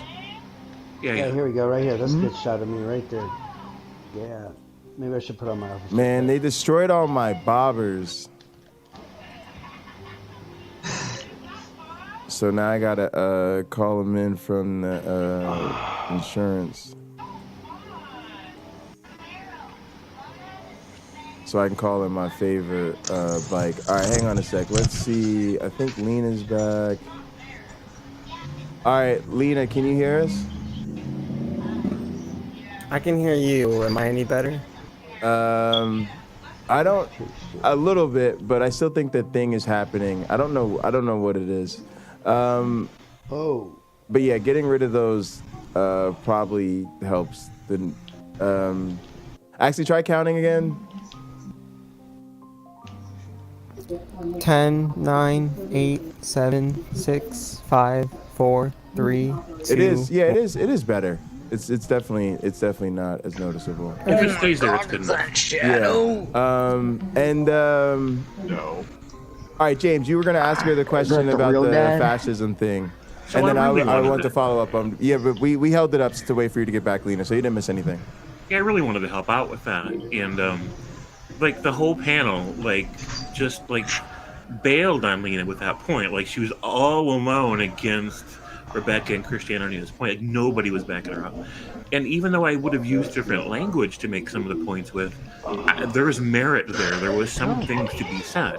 But I didn't get a chance to speak. Like, Rebecca's show, I'm probably not going to be in it anymore anyways, but, it needs some kind of, buzzer or light that you can hit or something to let people know you really want to say something, because I could have helped with that discussion, but I couldn't. Who would speak, Captain? There was just no real opportunity to. Yeah, to be honest, it almost there's always pluses and minuses to these systems, but it could almost use a hand raise feature that you find on Zoom. Right. Yep. It needs something like that. Yeah. And so that's kind of interesting. I'm Blood already volunteered. Yeah. I think there's just always different ones. I think maybe with Discord there's a feature like that you can get going eventually. You with the phrase. Come back here. Come back here. All right, I still gotta find this. Go ahead. I want to go to sleep. It don't matter. Yeah, James, just lay it on us now. So I don't have too long. I had to probably be off here in 15, 20 minutes tops. But for real quick, Hitchens talked about a lot about related issues. He preferred using words like totalitarian and authoritarian, but he did sometimes say fascist and here's the thing, he started talking about Bibles and what Bibles say, and then people like Rebecca want to interrupt you and say, well, you can't hold it against us what Bibles say. You can only hold it against us what we say, which is the same as saying we don't say the same thing Bibles say. it's either the same or it's not the same. Now, if they take the position that they accurately represent what's in Bibles and that they, whatever's in Bibles accurately represents them, then they don't get to differentiate. They don't get to draw a line or put a wall there and say, well, you can't hold it against us what's in a Bible if we aren't specifically saying and doing the thing, unless they're prepared to admit that they don't actually read, understand, or live by what's in a Bible. So you can't have it both ways. So as far as fascism is kind of a complex topic. It gets kind of muddy depending on how you define it. And that's why Hitchens, whenever he would talk about the issue, he would lead into it talking about authoritarianism and how it is the necessary and inevitable foundation of fascism. And their religion is inherently authoritarian. It even now Rebecca kind of plays it clever in a sort of way, because she supports a larger religious ecosystem of fascists and totalitarians and authoritarians, but she's like kind of the cheering section. Like, so as long as, in her mind, as long as she doesn't say anything, or as long as she doesn't preach anything that is overtly fascist or authoritarian or totalitarian or whatever, then she's not guilty of it. And so, but at the same time, she identifies as part of a larger whole of Christianity, which big giant parts of it are very, very actively guilty of it. I mean, that's the whole reason Roe versus Wade got overturned. And it's just, and even with S.J. Thomason, Rebecca is always plugging her channel, and they interview each other, and she's completely supportive of S.J. Thomason. But S.J. Thomason is heavily fascist. She's heavily. Give me one sec. I'm just trying to get my bike in. Yep. I totally agree on that about the SJ, about her position. Yeah, so she wants to have it both ways. So she supports a larger religious ecosystem that is deeply authoritarian, and it's anti-personal liberty, anti-rights. They literally want a fascist totalitarian theocracy. She knowingly supports and identifies with that larger ecosystem, but she's one of the people that kind of sit back and say, as long as she's not saying, as long as she's not one of the people trying to take your rights away, as long as she's not one of the people that are trying to promote this idea, as long as she's kind of quiet about it, keeps it on the down low, then that means you can't call her out for it. But she openly endorses the larger whole of this infrastructure, where big parts of it are actively, aggressively trying to turn America and the world, if they could, but for now, America trying to turn it into a totalitarian, authoritarian, fascist theocracy, blatantly. So she can't have it both ways, but she thinks she can. And so she is always like, well, you can't hold it against me if other Christians say this thing or do this thing. And my position is, like, hell, we can't. Of course we can. You're the cheerleader for that larger entity that does the thing that we're talking about. You don't get to say, well, since you're not personally plastering those slogans on your banner, right? Since you're not personally, like, trying to get Trump reelected or whatever, that you're not guilty of it. You're complicit in the entire thing. You're just a PR cheering section for it. That's all.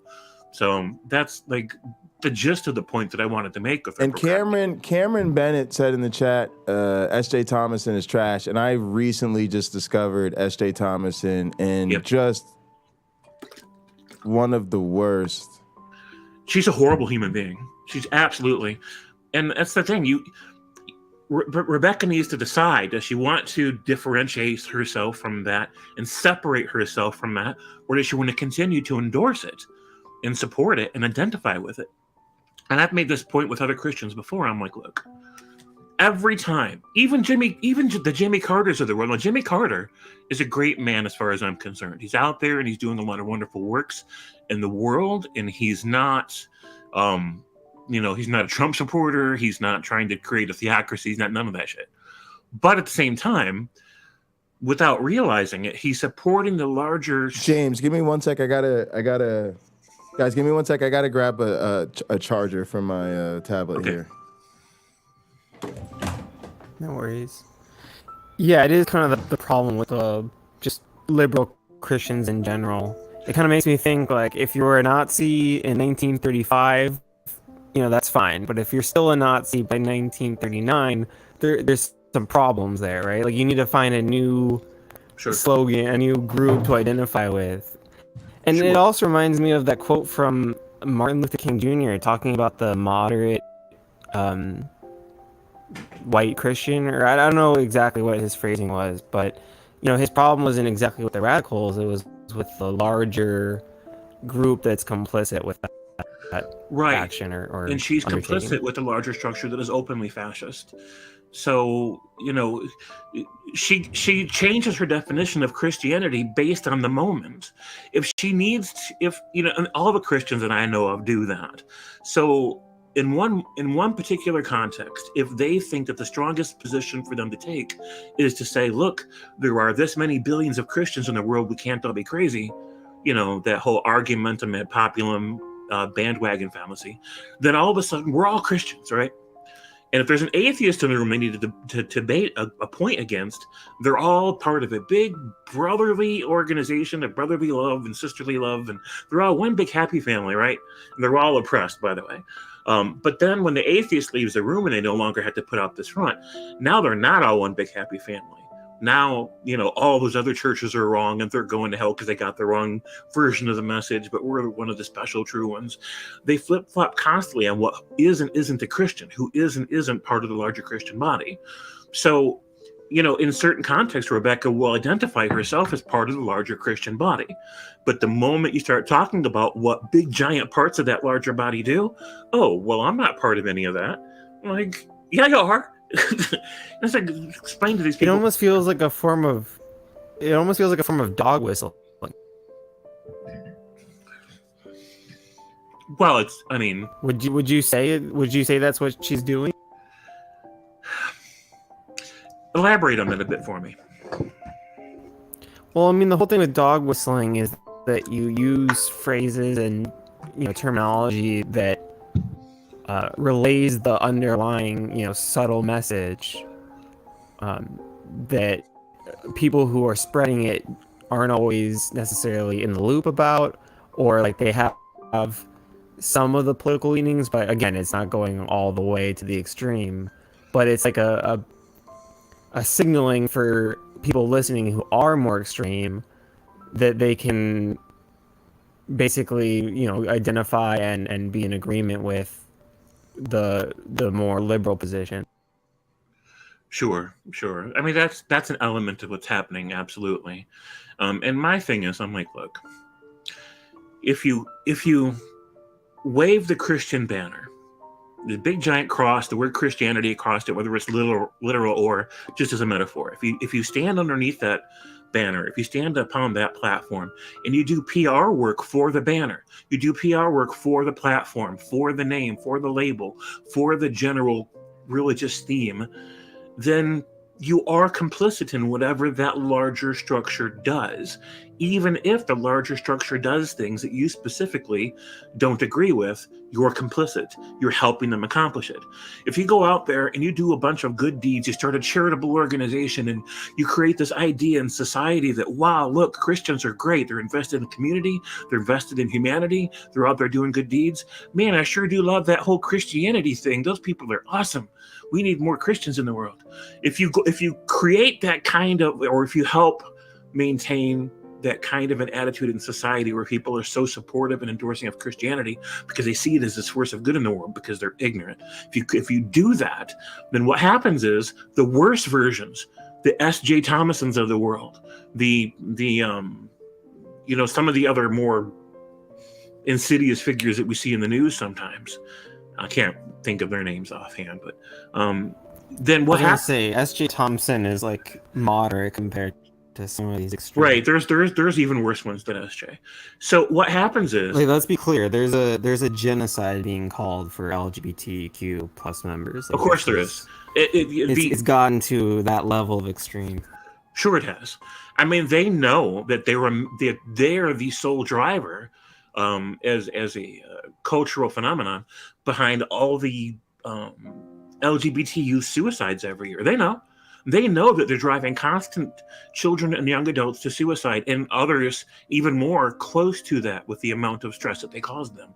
And do they care? No, they don't care. Yeah, but the liberal transphobe, right? That's the problem. It's not the ones that are calling for their deaths. It's the one that say, well, you know, they're not real women or whatever, right? It's like you're implicit in this broader problem. Well, if they're all yeah. guilty To me, of guys, hang on a second. It's also the hate the sin, hate not the sinner Christian. Mm-hmm. Oh, Sure. well, I flipped the script with that one. Do you remember the end of it? I was like, love the fascist, hate the fascist. Right, yeah, I remember that. That was good. I liked it. So what happens is that you cultivate this idea in society that Christians are all good, or that the general movement is good. And then what happens is the really worst versions of that larger network will step up and say, hey, did you notice all the great things Christianity's been doing? Why don't you come on in and sing some praises with us? Because you know we're good guys. Everybody knows Christians are good guys. So they capitalize on this good PR that the fluffy versions give them. And the fluffy versions know it, and the fluffy versions don't care. Now, if Rebecca goes around telling people you need to accept Jesus, so you probably should learn more about the Jesus that you're going to accept. Don't you want to live forever? Blah, blah, blah. It works on some people. It doesn't work on most, but it works on some. So what happens is somebody that it works on, they'll go home and they'll think about it over days, weeks, months, whatever, and they'll come to the point where they're like, you know what? I think that's right. I'm going to look more into this. What they'll do is they'll walk down to their nearest church, or they'll drive down to the nearest church. Random church with random belief structure. Because the person like Rebecca that's saying just accept Jesus isn't being specific enough for it to mean a damn thing. And so the person will just randomly pick a church in their neighborhood. And when they do that, there's a good chance with that dice roll, they're going to end up in a church of a worse version. Right? And so they end up in this church. They end up in this system of mind control and manipulation where they get mentally manipulated by this game, this con, into thinking that this church is where God led them, where the Holy Spirit led them, and now they've accepted Jesus. And if they come back and tell somebody like Rebecca, I've joined this church over here, I've accepted Jesus, Rebecca's not going to ask you what those specific beliefs are for that church. She's going to say, I am so glad you've accepted Jesus, because now you're guaranteed a ticket to heaven. And so the whole time, this other person has joined this awful version who's teaching them awful things, and they go home and they abuse their children in the name of this awful version, because the awful version tricks them into thinking that abuse is love. It weaponizes them against their own loved ones. And they go home and they do all kinds of hella damage. And Rebecca's sitting at home all fluffy with flowers and rainbows thinking, I've done a good deed. Now this person who may or may not have gotten into heaven for sure will now. And she's not thinking about the implication, the ramifications, the impact that she's having on people's lives if her message, if her outreach works.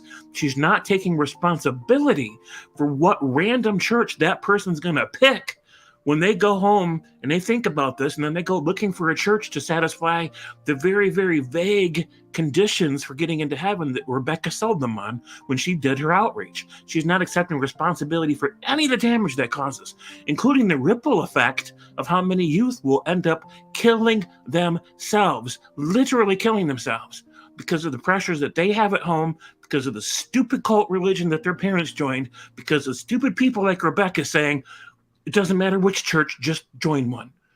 Yeah, it's a very harmful message, and it's a if you can't handle the heat, get out the kitchen type of thing.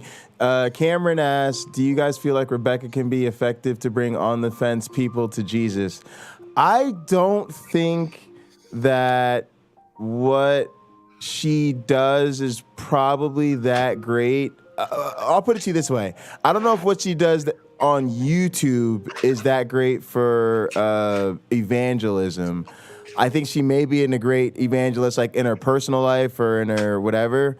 But I do think that her particular brand of apologetics has the ability to be effective because of the fact that people want to believe that like your friendly sort of neighborhood normal person is like into this apologetics and buys it stuff.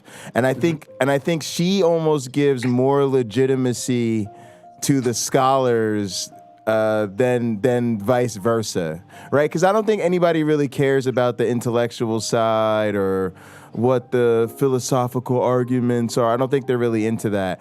But I think if they see like that's sort of my thing with my crowd, right? Is like my friends from church. It's like they're interacting with more regular quote unquote Christians than apologists are. So in a way, what they think and how they believe and how they practice their faith is more relevant to me than some triple PhD who doesn't go to church, right?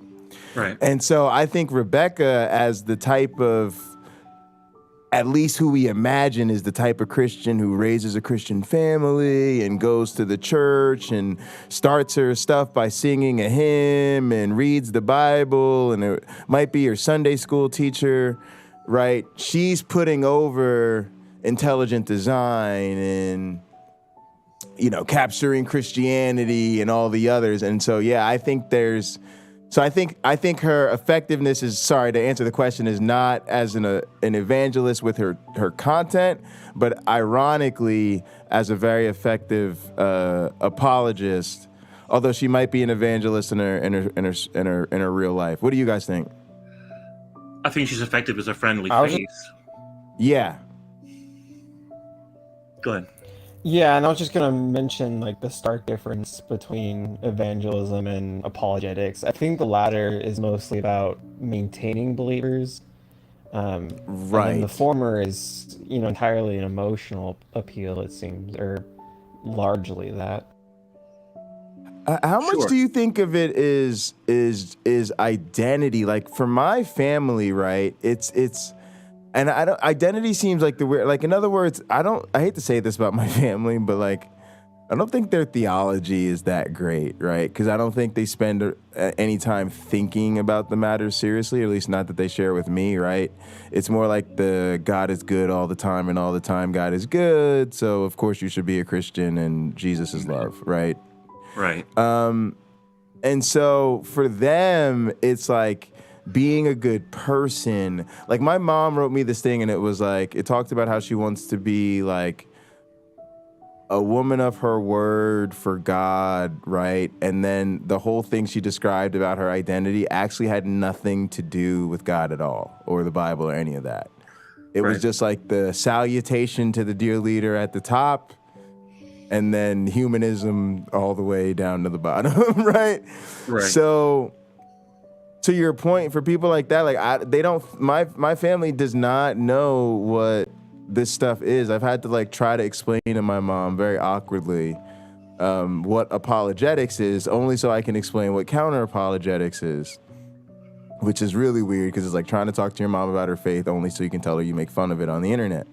And she needs to be really proud of you because it's a really big deal and you're growing, you know, like God. But seriously, like I think she would much more relate to Rebecca, right, than to your Seitan, Brugge, and Kate. Okay, she would find Darth Dawkins or whatever totally off-putting and just he's a jerk. He doesn't represent anything. Rebecca sounds like somebody she goes to church with. Right. And that has appeal. And the identity thing is really the big hook.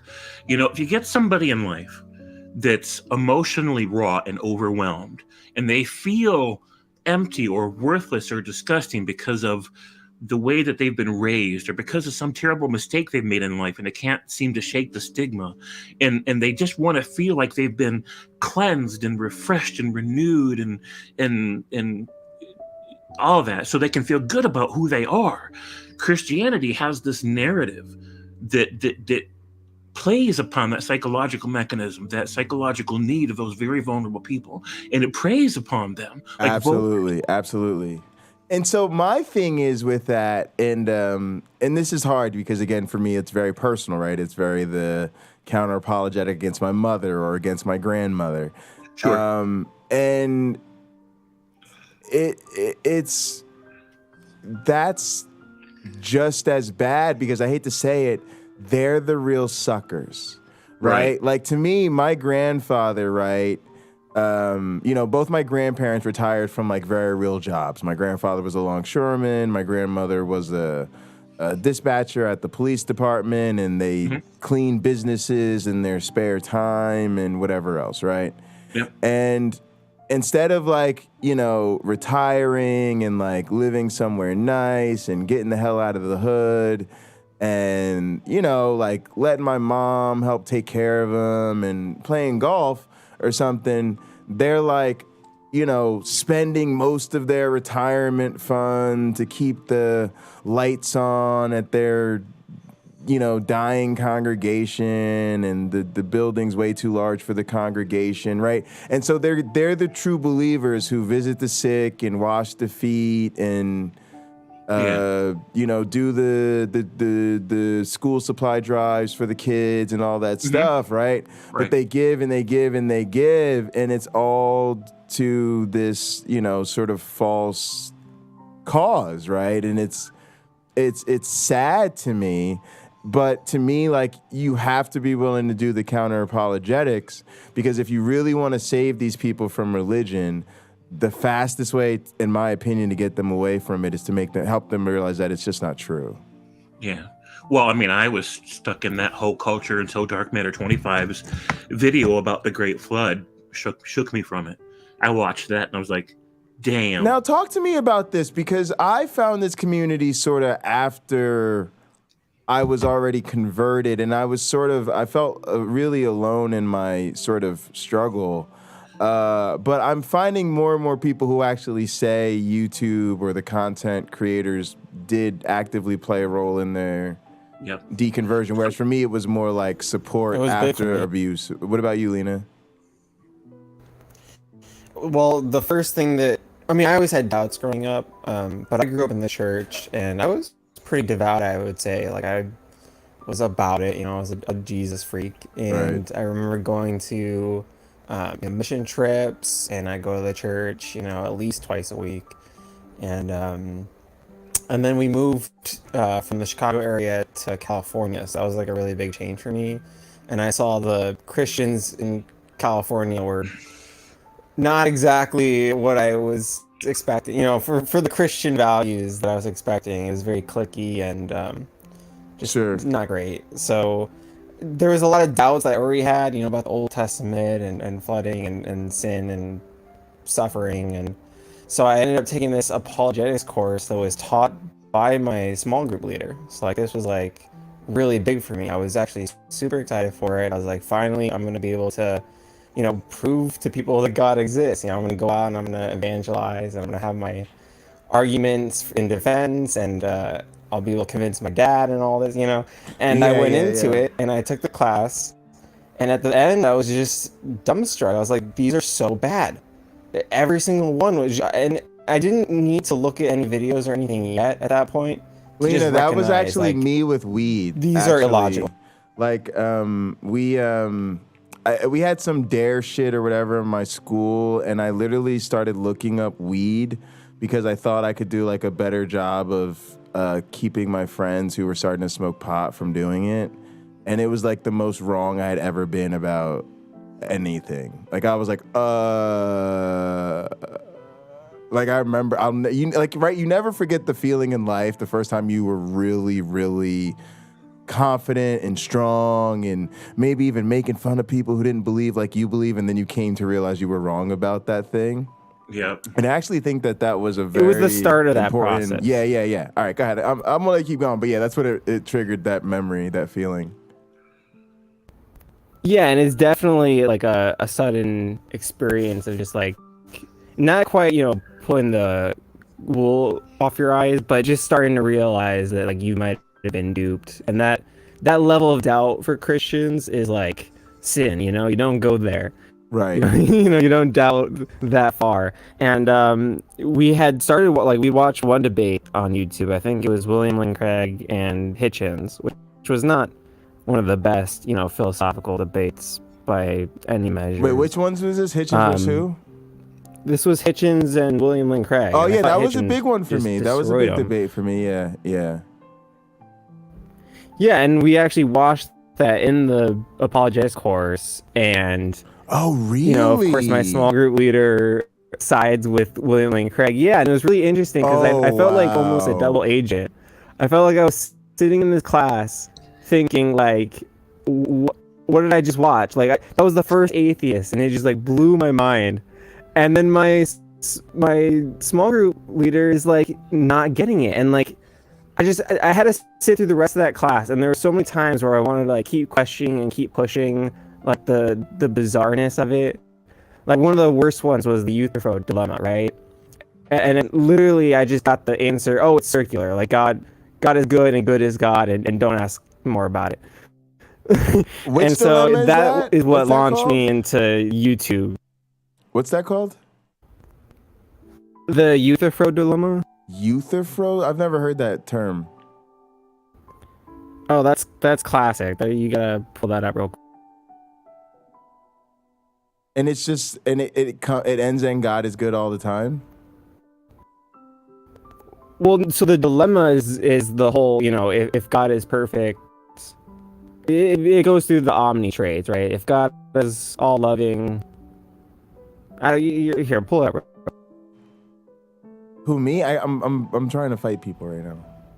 Oh, sorry. Here, I'll pull it up. Yeah. You can pull it up and read it. That's fine. So I've got to leave here in a. Yeah, sure. Go ahead, James. But if you guys are still around, like in a half hour, I'll be back. But if you're not, then I'll have to. I think I'm gonna start the Christopher Hitchens series at 10, so you can come through there, and we could probably talk then. Awesome. All right, I'll see you guys in a bit. All right, I'll see you later. All right, bye. Oh, and Cameron, thanks for all the great comments in the chat. Yeah. Thanks a lot, Cameron. Yeah, I really do read them. It's just that sometimes I get on a roll. When you get me to where I'm like really engaged on a topic, especially a religious topic, I like just keep running and running with it. You got to tell me to shut up. Yeah, the multitasking is hard too. It's a real challenge. Yeah, definitely. You do a pretty great job with it, better than I could do. So thanks. I'll see you guys in a bit. Thanks, James. So that was Lena, awesome. what do you do in general? Because to me, like my thinking is you're kind of in a lose-lose situation, because the conversations you really want to have are sort of these hard-hitting ones, but they're sort of by definition like the most triggering, right? So to me, it's like, yeah, we need to have the Christianity is fascism conversation, but how do you get past how triggered they are just by the fact that you're like, all right, if you want to know what I really want to talk about, I want to talk about why your religion is fascism. But the thing is, I've noticed is you're very friendly, and they mostly tend to really like interacting with you. So I mean, how do you what are some tips you've got for people? I know it's not always hard. I know you go into LPP and it's I think that's a space, the more reasonable you are, the like less reasonable he's gonna be, because that's just undermines his whole thing. But in general. Well, it's curious because I know that Matt Dillahunty gets results, right? So I think we need a mix, like I said, of different styles of atheism and counter-apologetics. Sure. I think that being firm on different issues and not ceding certain ground is important. But at the same time, like I think with Bread of Life and that community, like they're not going to be accepting of, Matt Dillahunty types, much less Aaron Ra types, Aaron Ra. Yeah. So, there's a spectrum here, and the community that we have, we're a nice community. We're safe, friendly atheists. But it's an important job to like skirt around their emotions and their identity without,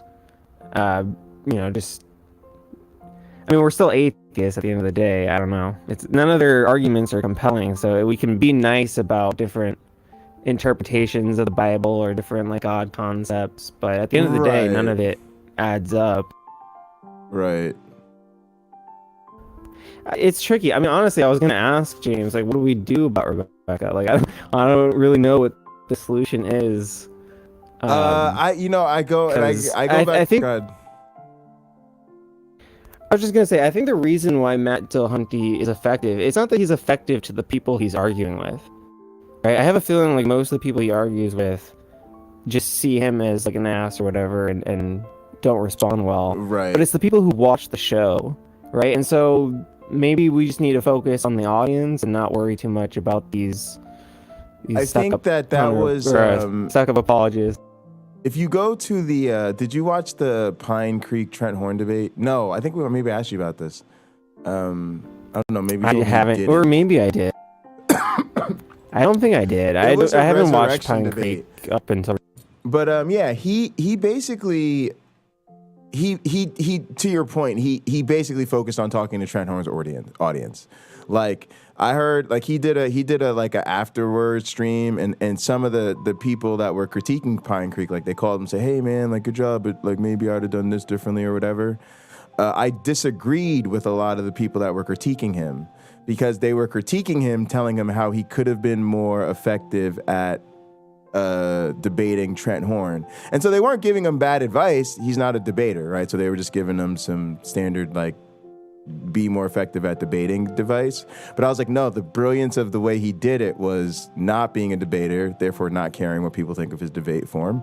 Like, he just stuck with the, you know, he would even say things like, Christians watching, I beg of you, don't lower your standard for Jesus, right? Making like explicit appeals to the audience watching rather than sit up here and pretend that you're going to be the one person who gets Trent Horn, the professional Catholic apologist, to change his mind on something, right? Like he just knew that wasn't going to happen.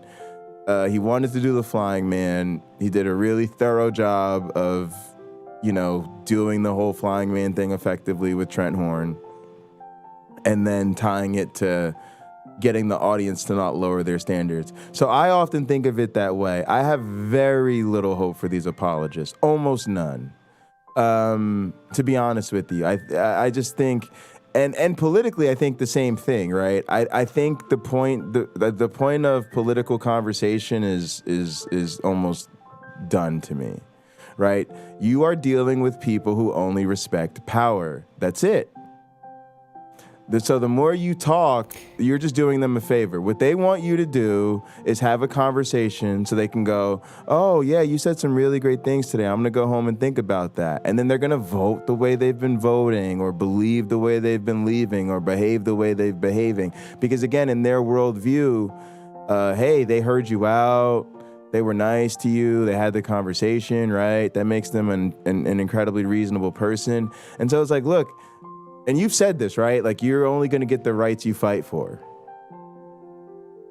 And so I think it's good to have the conversations in good faith, but I think at the end of the day, I don't have a lot of hope for the interlocutor. I hope to maybe get through to the audience. And at the end of the day, even the audience, I think we just got to do what we got to do, because we can't wait to get them on our side.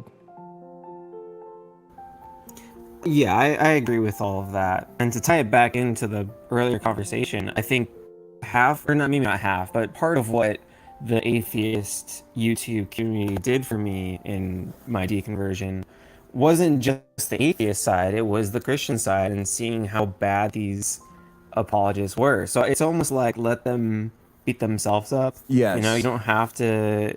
I think Godless Girl really failed on that one. And I don't mean to like call her out or anything. Like, I thought she won that debate hands down from the beginning. But it's like, in a debate like that, just close your eyes, put your hands behind your back, stick out your cheek, and let the other person flop. Right? And then in 2 seconds, they'll be KO'd on the floor wondering what happened, and you'll just be standing there. But instead, she's, wailing on the guy when he's already dead. I didn't see the debate, so describe what happened. Well, I mean, she just got triggered from the start, and it was weird because they made her go first, even though the other guy was in, the affirmative. Right. So the whole debate was pretty well. Yeah. Also, the standard of debate moderation and on the YouTube channels is, even the ones that are supposed to be debate moderation channels are just like, no, just don't even. Yeah, this isn't this isn't publicly funded. This isn't right. I feel like this should be like a key part of the education system, but obviously that's not going to happen. But I think it's important that YouTube's there for religious people to be able to find these different debates and stuff, and to be able to listen to atheists that are kind and compassionate and reasonable. Yeah, also, like, I just think people don't have, it's all about access, right? And this is even a critique I have of my my academic colleagues, right? The university is just no longer the platform, the largest education platform, or even the most relevant. Like, I think, I'm biased, but I would say YouTube probably is, there's other platforms, right? But for most of the world, access to figure out how to become a plumber by watching enough YouTube videos is far more likely than, going to a university to become whatever. Like, and I'm not saying that, again, I want to be a professor. I'm not saying there's no place for it. I'm just saying,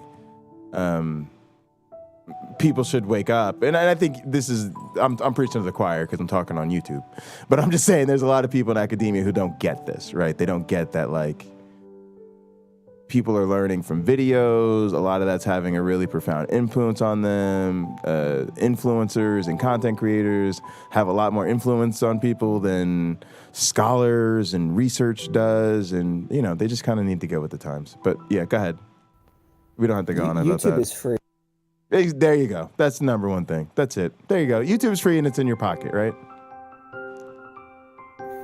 Yeah, I mean, and I could go on and kind of allude to like the nature of science and how it's going to continually stratify and fill in these really niche topics where no one can be an expert unless you are an expert, in which case you don't know anything about any of the other really niche topics, right? So it's harder and harder to get a broad layman's perspective of what the scientific consensus is. And I think that's what's so important about science educators, right? That's really what you are and what this is. Yeah, absolutely. Yeah, I couldn't agree more. I guess the only thing I'm gonna do is I need to kind of. I found the Euthyphro dilemma real quick. If you don't mind, I can just. No. Go ahead and read it. I got a little, and then I'll start up the Christopher Hitchens thing. Yeah, so it's found in Plato's Euthyphro, where Socrates asks Euthyphro, "Is the pious loved by the gods because it is pious? Or is it pious because it is loved by the gods?" And it kind of points to how, like, saying the circular argument, yeah. God is the ultimate good. It doesn't really tell you what good is. Good it has to be grounded in something other than just the words we use. Cameron asked how to spell non-stamp collector. Do you watch him? He's a no. What is that? By the way, just FYI for the chat. Oh, he's a good channel. I don't remember is it just non-stamp collector? It's kind of like alluding to. He meant how do you spell how do you spell the dilemma?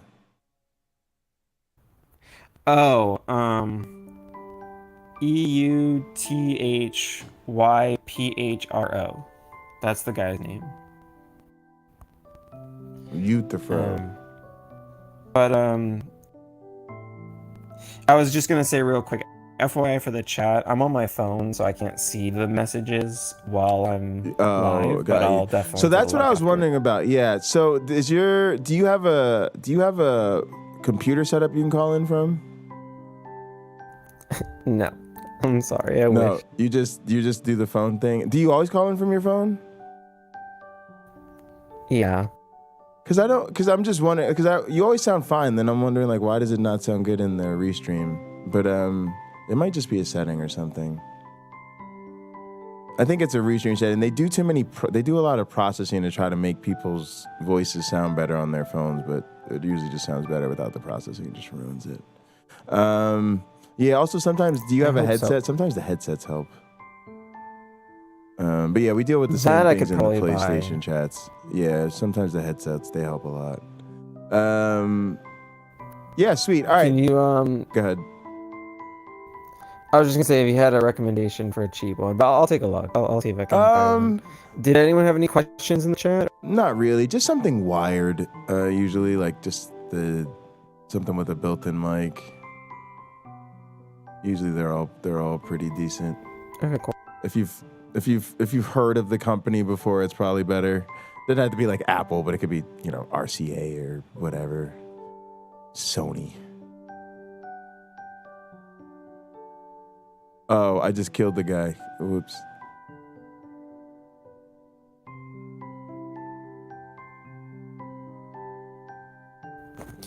Oh wait, I can't see the chat. I'm dumb.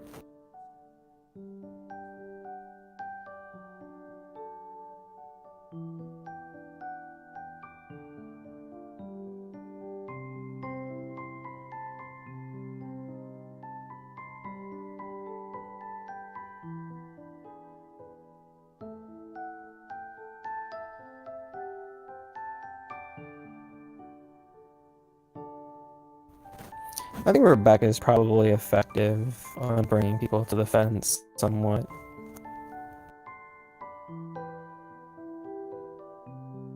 I think with the Rebeccas of the world is I don't really know what to do. Like I think that they're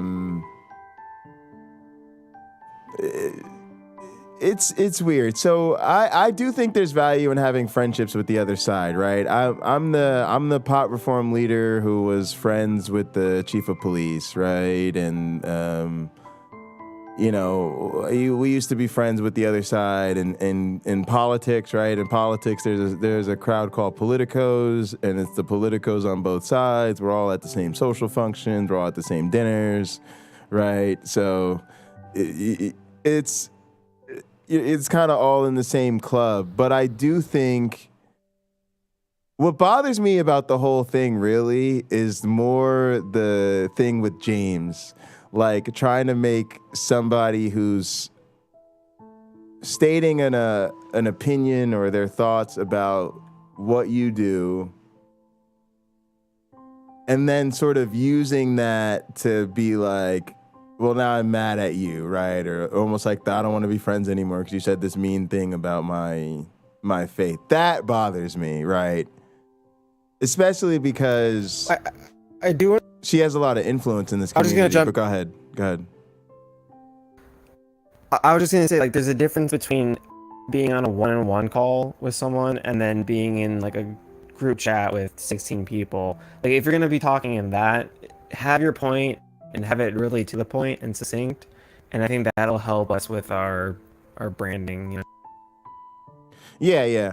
I just think overall, it's like I don't know what to do. I want to be nice to people and I want to be friendly. I struggle with the same thing with Taylor, right? Like Rebecca gave me Taylor's contact info, and I've got permission to reach out to Taylor. And as much as I want to like rip Taylor a new asshole, it's like, she's a grad student, and while I don't have departmental sort of obligations to her because I don't know her and she's not in my department, but she's not so different than a misguided grad student in my department could be, right? And I certainly wouldn't want to be too hard on them, right? Because I wouldn't want to be so harsh on them that they quit or are discouraged from coming into the field. Like, oh, great, you want to be a cell biologist? That's fantastic, but this is not good science. And that's sort of what I need to see with Rebecca, right? And my suspicion is, and this is just me being honest, I think Rebecca is far more of a committed and strategic apologist than people give her credit for. And I think part of her shtick. She also engages with atheists. Yeah, but I think that's part of the shtick too, right? And I think maybe for her, a true believer, right? She may be like, I'm not saying that she's not genuine in her faith, but what I'm suggesting is, I think she's a lot more sophisticated than people give her credit for. And I think she's got all this really well kind of thought through. And I think there's a reason she doesn't mostly advertise her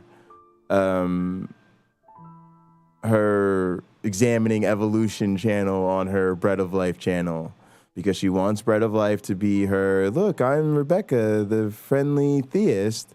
Whereas on Examining Evolution, she can then more explicitly bring on, you know, these anti-science, quote unquote, scientists without dealing with the type of backlash she knows she would get if she did that on Bread of Life, right?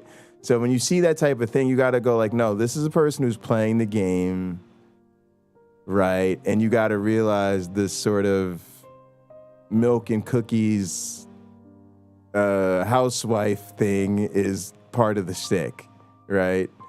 And to be fair, she thinks she's fighting against Satan, so you know, it's a battle for her. Right. So you best expect her to come prepared. Yeah, and so to me, it's like she knows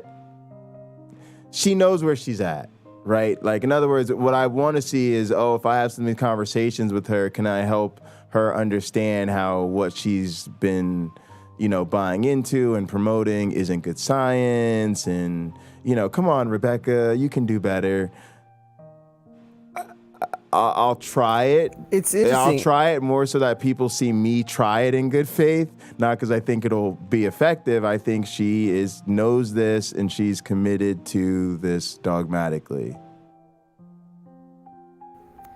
Yeah, I mean, it's almost a Jesus hippie sort of strategy, right? Yes, like, yes. Make love, not war. Yes. And that's how we'll win them over. Yes. But at the same time, she's very much supporting the military wing, right? on the low, right? She's like, hey, I got this other channel, and right, getting coaching from Sal, right? You see what I'm saying? It's like, guys, she's not. This was sort of my thing where I felt like, and I felt this is what I meant about being too nice. Some of them you're playing right into their hand. They set a honey trap for it, and you want to be friendly atheist, so you walked right into it. But I think it's just about our own egos, our own emotions and needs, and not wanting to be offended, right? Like, I think we can separate yeah, absolutely. I'm not civility from the beliefs, right? Yes, like, and I'm also without. I'm also trying to be. I hate to sound like a philosophical douchebag, but I'm trying to be descriptive, not prescriptive. I'm not saying I know the answer. I'm just saying I noticed this and I want to start to talk about it, because I really do think there's a sort of tactical way in which they take advantage of our goodwill, especially because they're sitting on some bullshit and, you know, sort of arguing in bad faith to begin with. And so I think we got to be able to find a way to, amongst ourselves, strategize and say, guys, you know, how long are we going to really let them dance in circles, you know, and not call it out for what it is? Because to again, me, that just looks good on our part. So, you know, just get to that point and then make it clear to the audience what's happening. You know, like, if you can very succinctly and clearly point out where they're being in bad faith and how they're failing to respond to the actual issues, then it's very clear for someone who's not as emotionally invested, who's not the one having their own personal identity attacked on stage.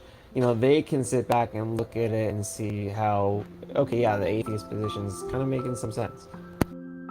Yeah, exactly. And that's like kind of what I pointed out, like with Sal. Like he goes on and on for days and years about science this and science that. But when it came right down to it and he got a little bit comfortable with Rebecca and he thought, hey, they had a little evangelical spin to put on their stuff, what did he come out and say? Well, I just decided to take it on faith, and even though I didn't have all the facts and evidence that you would want, I just decided to go ahead and accept this. And I was like, yep. And that was the death nail of your scientific credibility. You know, cool testimony, bro. But like, you know, that was the point at which those of us that are genuinely trying to do science can tune you out, right? Because we don't get to just say, oh, even though we didn't have the facts we wanted, we decided we would accept something on faith, and then get to argue that that's a reasonable scientific position. Sorry, that's not how this game is played, right? No, don't go to play it. No. Yep. What was that clip, Cameron? What was the?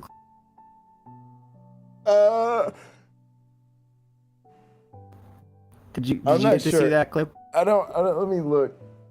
Because I know he sent me. I think the thing he sent me was that there was a debate yesterday with T-Jump about Sal, and I had already planned to respond to Sal on Bread of Life, and then he was having a debate with T-Jump. Did you see she's gonna have T-Jump on? Yeah. I think that's should for be tomorrow. interesting. That's gonna be interesting. I think that's a real jump into the fire moment, because I think T-Jump will find a way to try to pull that card. But again, I think that, I hate to say this, right? I just feel like if all these people have not gotten through to Rebecca, guys, to me, it's pro wrestling, right? She has figured out who her audience is, who her crowd is, and this is what she does, right? Because, again, she'll sit down with T-Jump and be on the same bullshit after that she is before, right? So we are playing into her. I think she's realized there's a market for this, right? And there's a way to be the atheist forward Christian, and you can become one of the, you can get in people's YouTube rotation, right? And you can get everybody to hang out at Bread of Life for 8 hours. And I'm not hating on it. I just saying people should see it for what it is, and not get too swept up in the Mother Teresa vibes. For a lot of people, it's just the online watering hole. I mean, with COVID, I agree. With capitalism, I agree. With everything going on, everyone's so isolated. It's just a way to hang out with some people you feel close to. I couldn't agree more. Yeah. I totally agree. All right, with that in mind, I'm going to go ahead and end this broadcast so that I can come back at 10 o'clock for the Atheist Crew Book Club. And then after that, I'm going to probably come back and just do some gaming tonight, because I actually want to play some games. Man cannot live on Counter-Apologetics alone. I keep trying to tell you Bible nerds that. I know you're terrible with your aim, but if you ever want to download COD Mobile, we can play that together. Oh, I was gonna ask you. All the mobile games. That's all I've got. I was gonna ask you what you were referring to. COD Mobile. Okay, I'll check it out, because I can play. Yeah, I do have terrible aim, and I also have shaky hands. But I can probably play it with my emulator. So that'll probably be the way it goes. Awesome. Well, thanks for having me on. Yeah. Thanks so much for calling in. Appreciate it. Love you so much. Thank you for being a huge supporter. Lena's the best. We appreciate Lena. Just always on point. Amazing questions, amazing comments. Cameron plays COD Mobile too. All right, so you guys are FPS nerds. You guys are a bunch of COD Mobile guys. I'm glad we started doing the mobile gaming. That was sort of the idea. The idea was basically the same way, StreamYard and Whereby is easier for people to call in than Zoom and Discord. Mobile gaming's a lot easier for people to get down with than having to get a console and figure out crossplay. And like I've been telling these guys, man, a lot of these same titles that you pay $60 or $80 for on the console, there's like a version you can get on the Google store for free. And it might not satisfy all the hardcores, but for most of us, it's more than enough. All right, guys, so I'm going to end this broadcast. This has been fun. I'm trying to break these broadcasts up a little bit so they're a little bit more watchable and rewatchable. So I will probably just do one more combined broadcast today. I'll probably do the Atheist Crew Book Club. and then we'll just flow that straight into the after party. And the after party will probably just be more me hanging out with Sacred Death, maybe in the party, because I'll probably be playing some more arcade games. All right, guys. So, yeah, please put the account in the Discord, and that's definitely helpful. Appreciate you guys using the Discord so much lately. I know that's been a transition for a lot of you guys, but it is getting... let's love those theists out of existence, definitely. All right, guys, 20 minutes on the clock. Go to the bathroom, grab a snack. I'm going to probably let my dog out, do all the things you got to do. We'll be back at 10 o'clock for the Atheist Crew Book Club. All right, guys, in the name of the Darwin, the Dawkins, and the Christopher Hitchens, science bless you all. I will see you shortly. Poof.